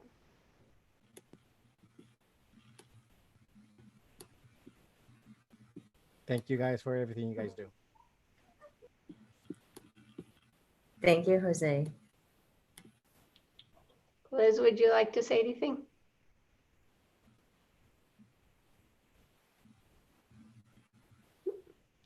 All right. Okay. President Lien. Thank you. Okay, so since it's an action item and we heard that. There is a motion. Huh? There is a motion. yes, you need a motion since we put this under action item. So we need a motion and a second to move this forward. And I said there is a motion. Right. So is there a second? I second. Okay, all in favor? Aye. Aye. Aye. Any opposed? Seeing none, it is adopted. Thank you. We look forward to working with the PTAs for helping them develop new ways and moving their programs forward for years to come. Yes. And Jose, he is really good in raising money. I've attended meetings with him. He has great ideas. Right, Jose? I try. I don't think it's very difficult now. It's difficult, but it's something that I mean, it is important to do, but it's difficult to do during this time. We're trying to find different ways. When we just found one, hopefully we're gonna do like a Chipotle kind of thing, and hopefully that works out. October, I guess I'm the only one here, so maybe I could promote October 6th, the Chipotle at the Great Mall from 4 to 6. They're with a promotional code. I could send over to maybe Scott or something. He could put it on there. Just present that between 4 and 8, sorry, and present that. And some of those proceeds will come to the Randall PTA. Share that, make sure that it gets shared with the board, because some of us who are on social media and different platforms could definitely share that out. Perfect. Yes. Thank you. Yes, I'll send it to Scott, and then Scott could send it out to you guys. Awesome. Right. And we'll be there. Thank you, guys. Thank you, Jose. Okay, moving on to item 15B. Superintendent Jordan.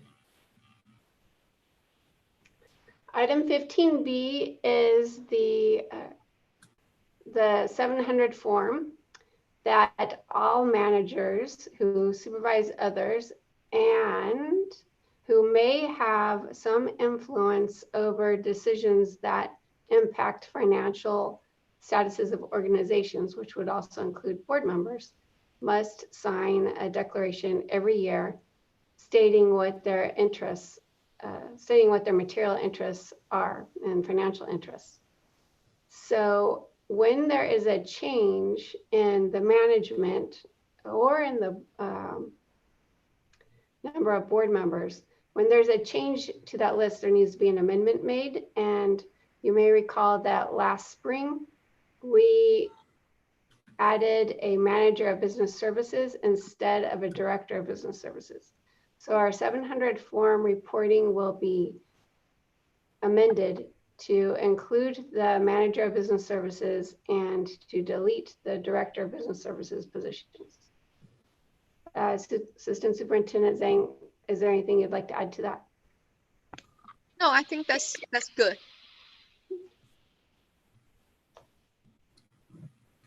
Okay.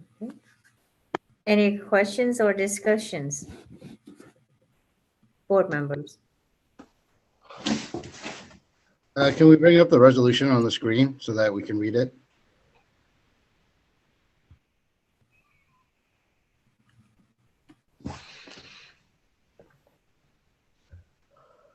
Scott can get that, right?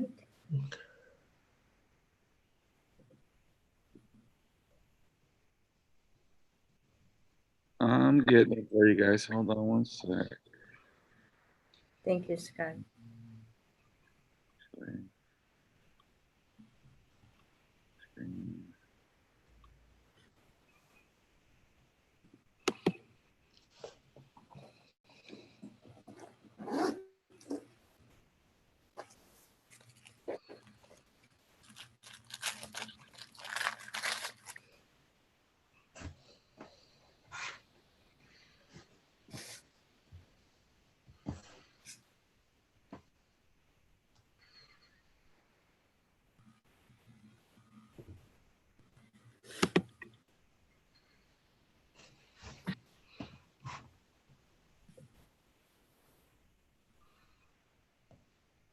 So I have a brief question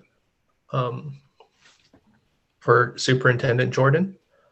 So you're saying these changes are considered routine? Yes. Thank you.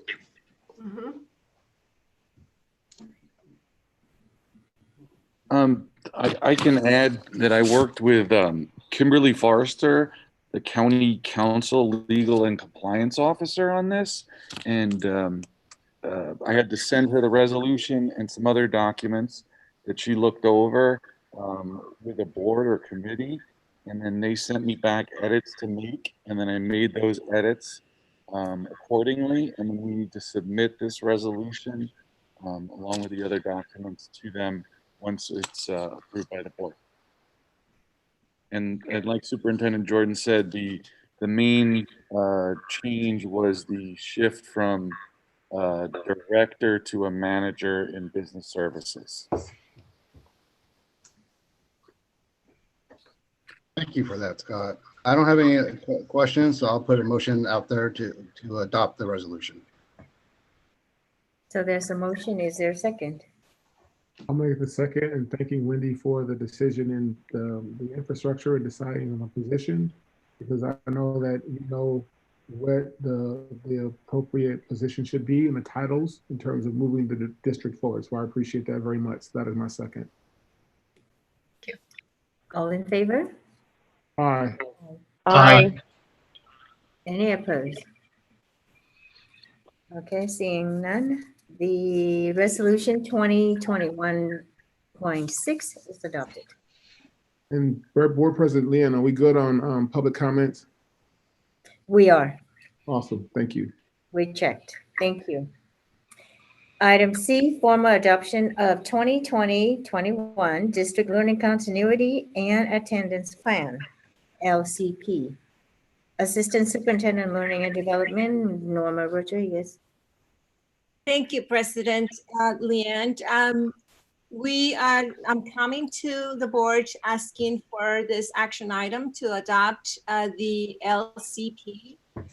We had the staff and myself had a study session on September 8th, followed by the required public hearing. And after the presentation and the public hearing, we submitted the draft to the County Office of Education for review. We received some feedback late yesterday, for a few minor revisions to the plan. And I can go over the few revisions and ask the board to make the recommendation to adopt the learning and continuity plan. Yes. I'm prepared to move forward with make the motion with the adoption. Same here. We went extensively on the board study session last time into this, so I have no further questions. Okay, great. So did Chris just make the motion? Yes. Okay, is there a second? I second. All right, all in favor? Aye. Aye. Aye. Any opposed? Seeing none, it is now formally adopted. Thank you. Congratulations. All right, members, we are moving on to the consent items. Consent items are considered routine and will be acted upon by the board in one motion. There is no discussion on these items prior to the motion unless members of the board, staff, or public request to have that specific items be tabled, removed, for discussion or correction. Any items to remove? Board members? I do not have any for this time. Okay. I do not have any at this time. Thank you. If so, is there a motion? What, Kelly? Nay. Nay? None. Well, I thought Kelly was making a motion to approve the consent agenda item. I motion that we approve the consent items. Is there a second? I second. All in favor? Aye. Aye. Aye. Any opposed? Seeing none, the consent items are approved. Dates for future board meetings, October 13, October 27, and November 10, with the study session at 5, closed session at 6, and open session at 7 for all those 3 dates. Any announcements? I do have one announcement or Yes. present. The Santa Clara County is offering free flu shots at the Valley Health Center in Milpitas on October 3rd from 9 a.m. to 4 p.m. No appointments are necessary, masks are required, and all are welcome regardless of insurance or immigration status. And language services are available there. 9 to 3? 9 to 4 9 to on 4. October 3rd. It's a Saturday. That's awesome. Thank you. Yes, that is. Any others? Know that it is flu season coming up, and know that we are definitely thinking about the health of our staff and community. So I would just encourage those to participate in the surveillance as well as getting the flu shots for the season. And just a reminder that later in October, for all team members, we will have flu shots available.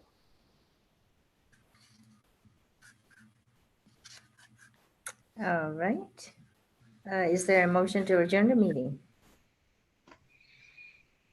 I motion to adjourn today's meeting. Is there a second? Second. All in favor? Aye. Aye. Thank you. Any opposed? But wait, Amy Stanley, are you still on the line? No, she's not. Okay. All right. Meeting adjourned. Thank you, all members and the community members, for attending the meeting.